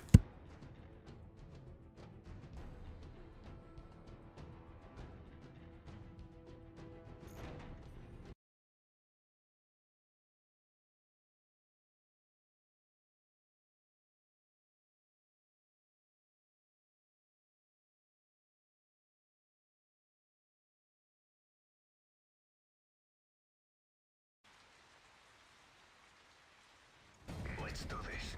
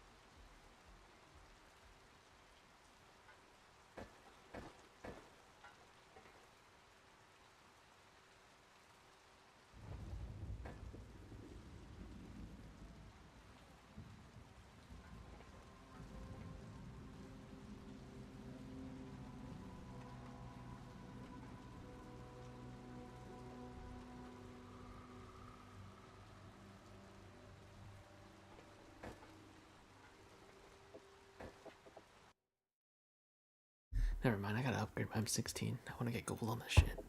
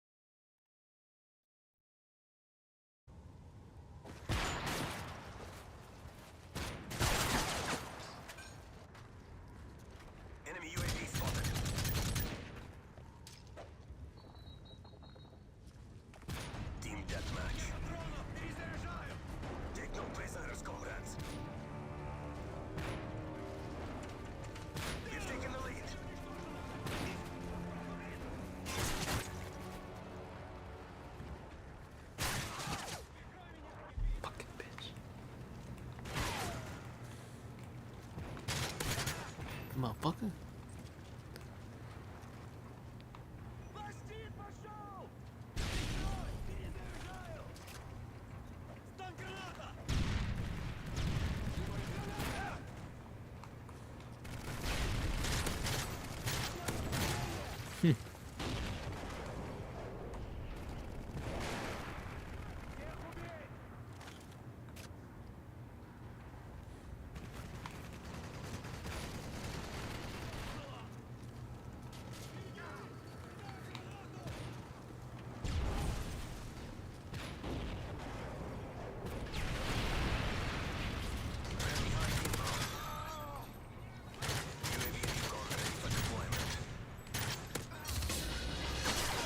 Fuck, man, where's the team? He's getting my back.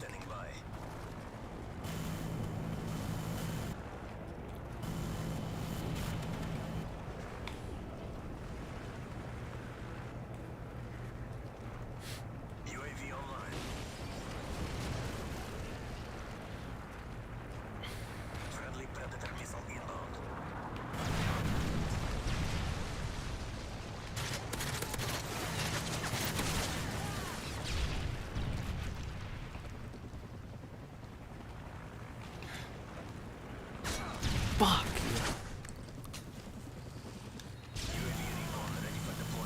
They keep spawning behind me. It's freaking me out.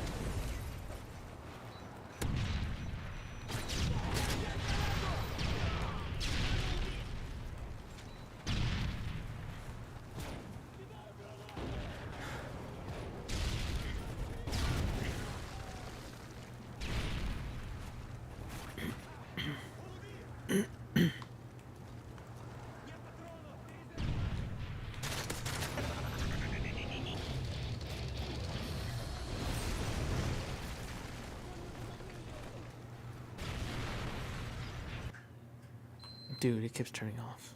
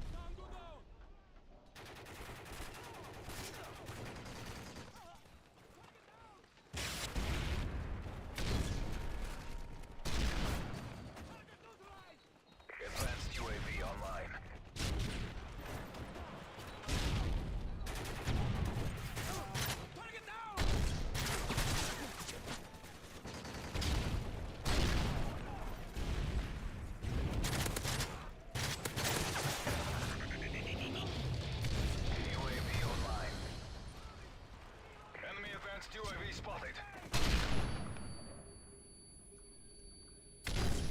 UAV online.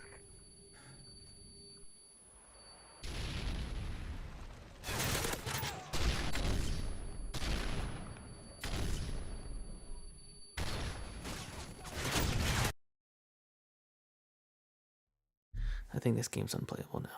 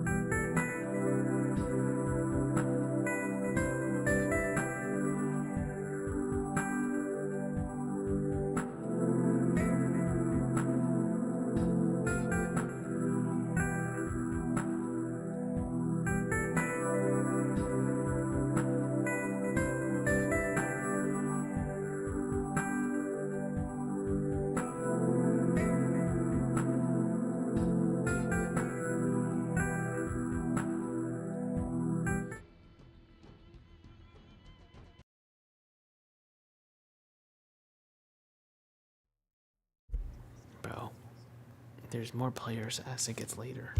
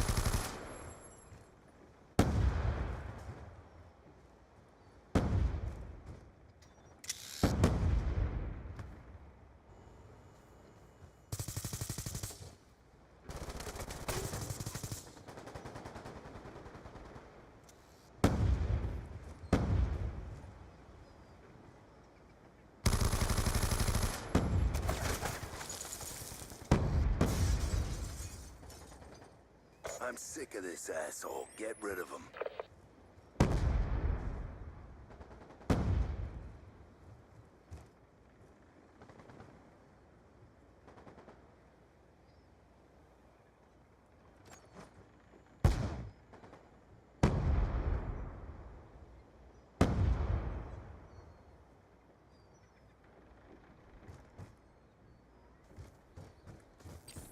Hardcore team deathmatch. Lock 'em and load 'em, ladies. It's go time.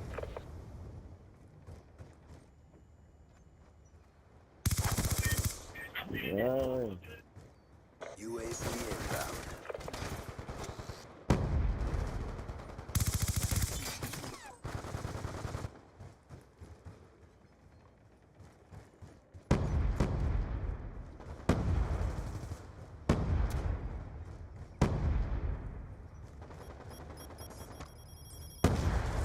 Hunter-killer drone deployed.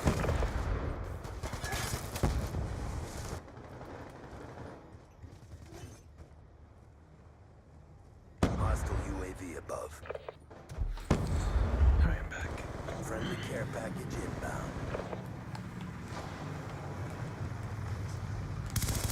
What the fuck is that lag? What the fuck?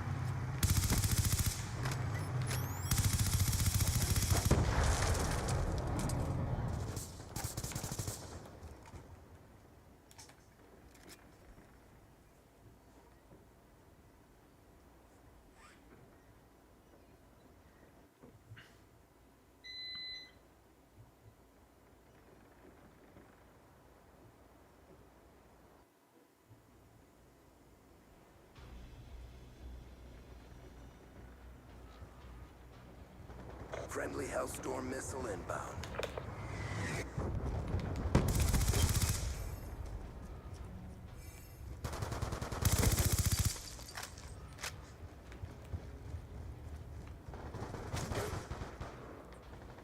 Hunter-killer drone deployed.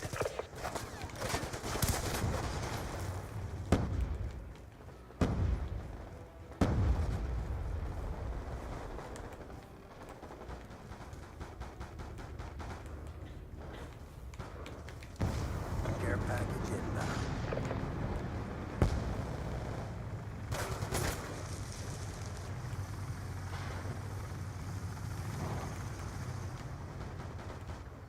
Friendly UAV inbound.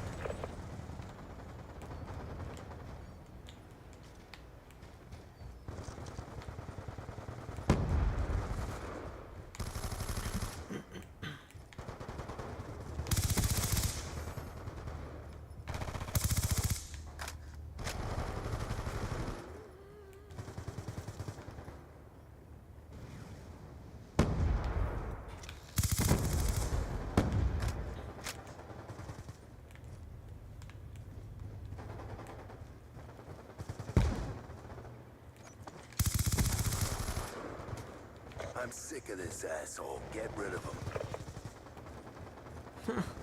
Hostile UAV above.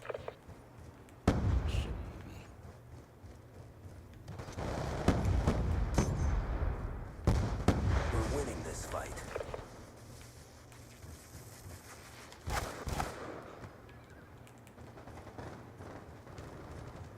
UAV inbound.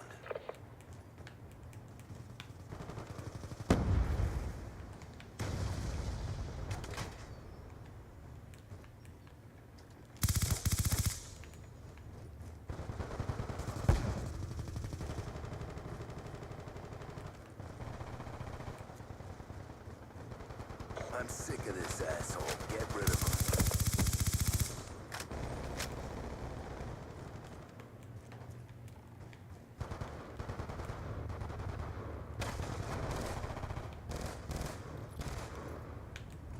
Care package inbound.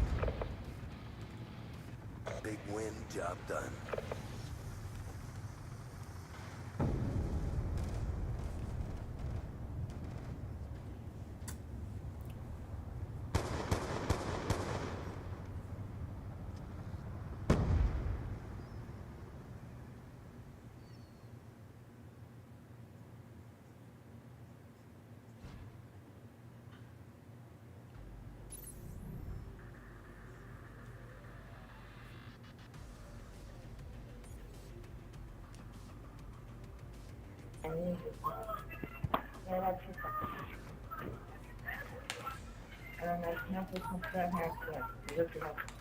What?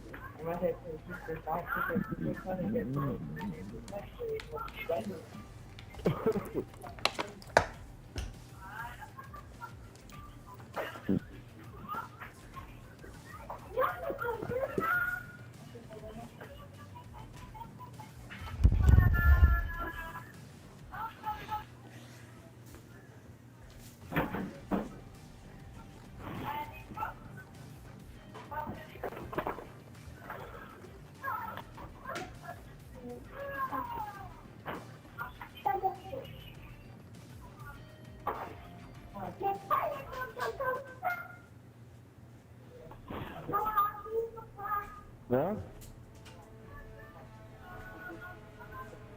Cool.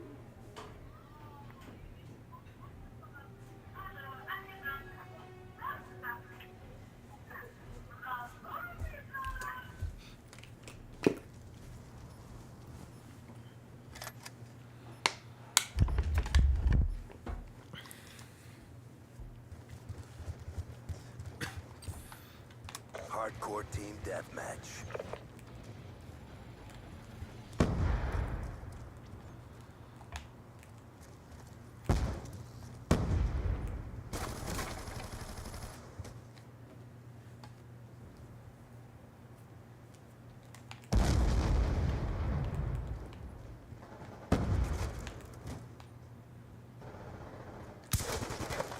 Hey, how the fuck is this motherfucker killing me this fast?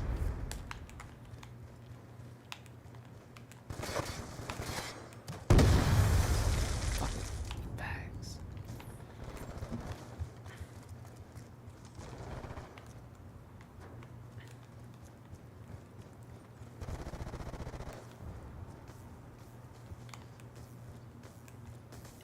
Damn, Fairy. Fucking lagged out.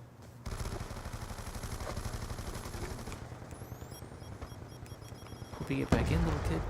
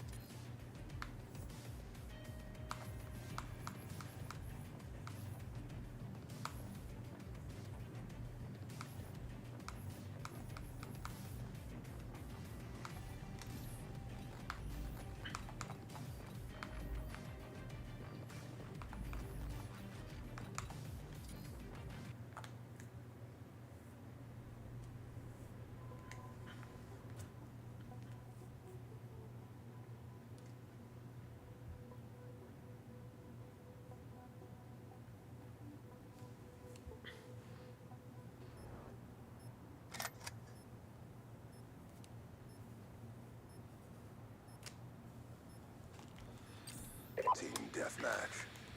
Deadly force is authorized. Check EMP. Forward.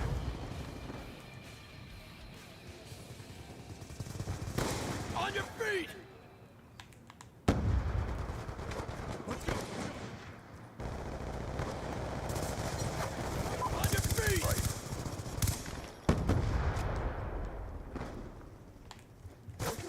On your feet! On your feet!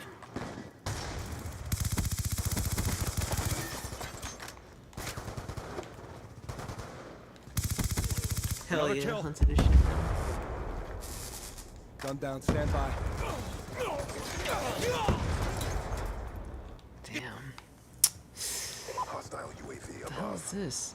The leaderboard looks weird. We probably got like 9 players or something. 1, 2, 3, 4, 5. On your feet! This is not even fair. Hostile hunter-killer drone inbound.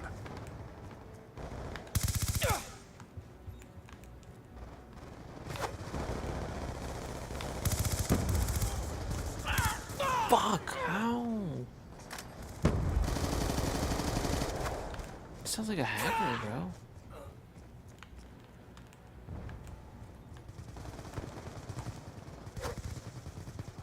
On your feet!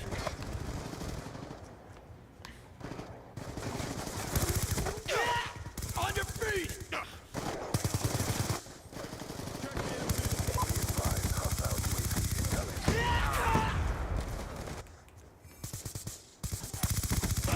Kill confirmed! On your feet! Smoke! I'm just glad there's more things for me to kill.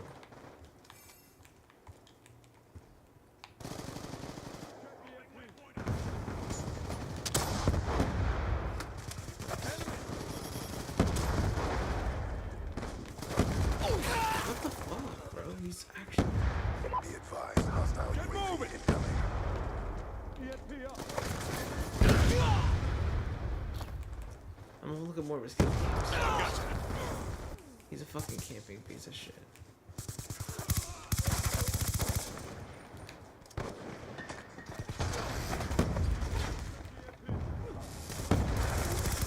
On your feet! Shot him out! How did you kill him?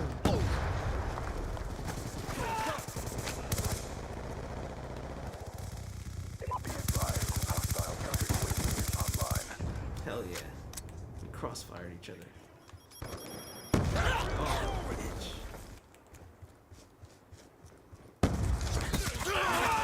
Stabbed his ass. On your feet! Movers! Get moving! UAV inbound. Hostile lightning strike inbound.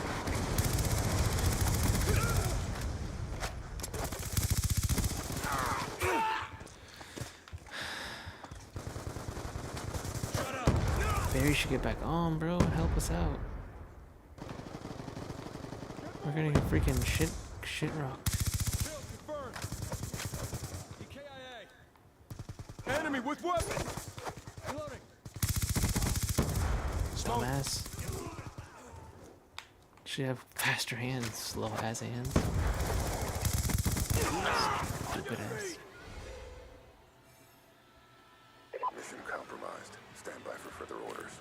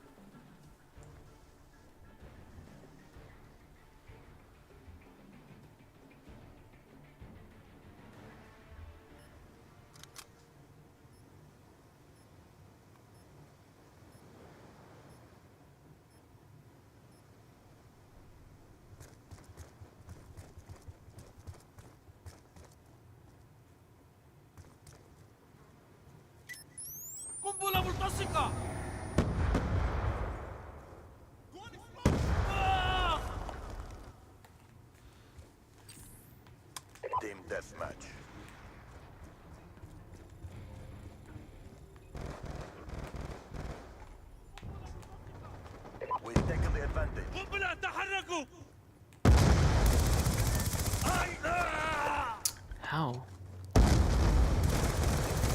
We're losing this fight. Pussy. We've pulled forward.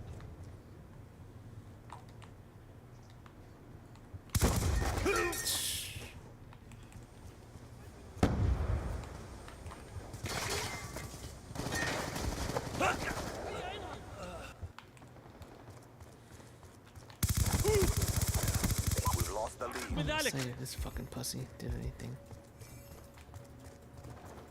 We're winning this fight.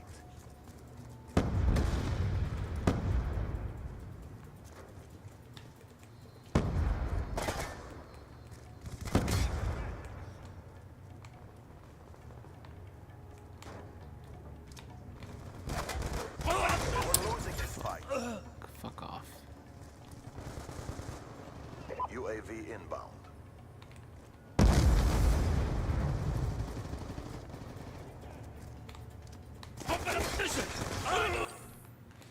Fuck that guy. I just want to get my M16 leveled up in Modern Warfare 3, but I can't.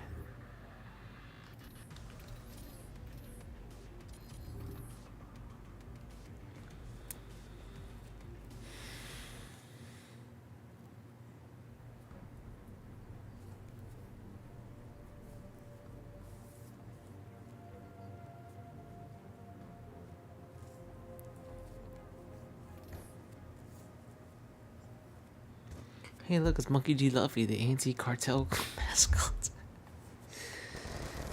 Did you know that he's the anti-cartel mascot? What kind of weird shit is this? Oh, cool, a hacker's rape fantasy.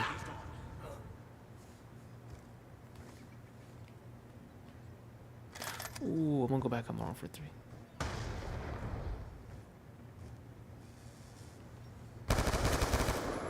Drop them.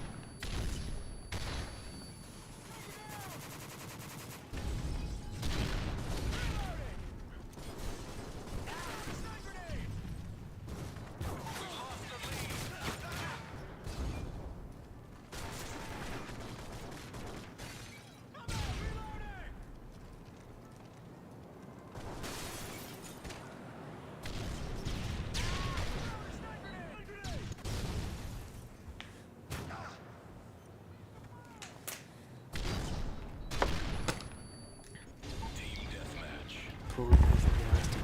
Delta team, you are clear to engage.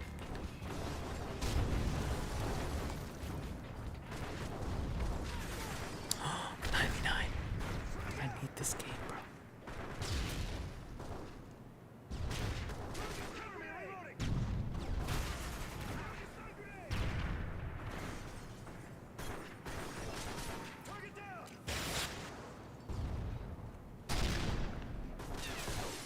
Enemy UAV spotted.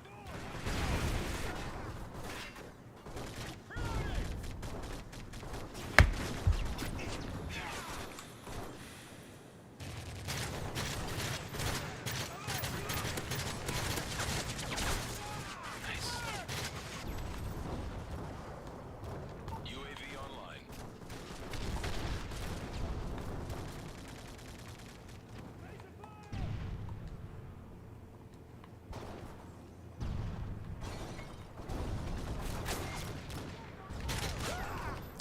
Fuck.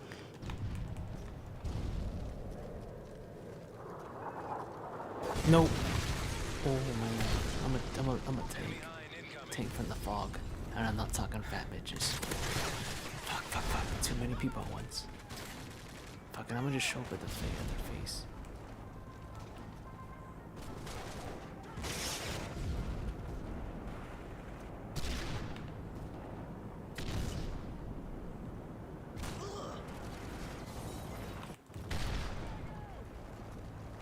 Heads up, Delta team. Enemy UAV spotted. Counter UAV up. They're blind.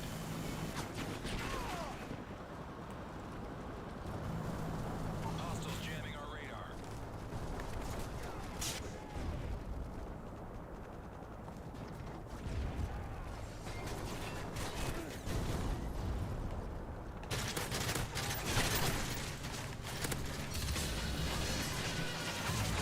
See, watch, it's gonna be taken away when the game shuts off.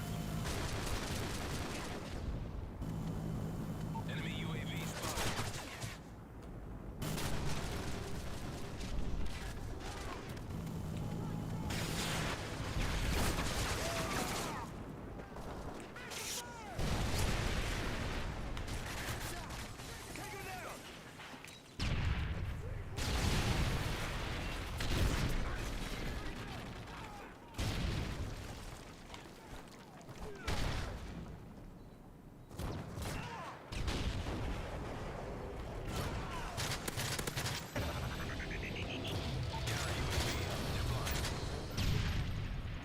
Mission directive failed. Alright, I gotta go, but I finally finished the game.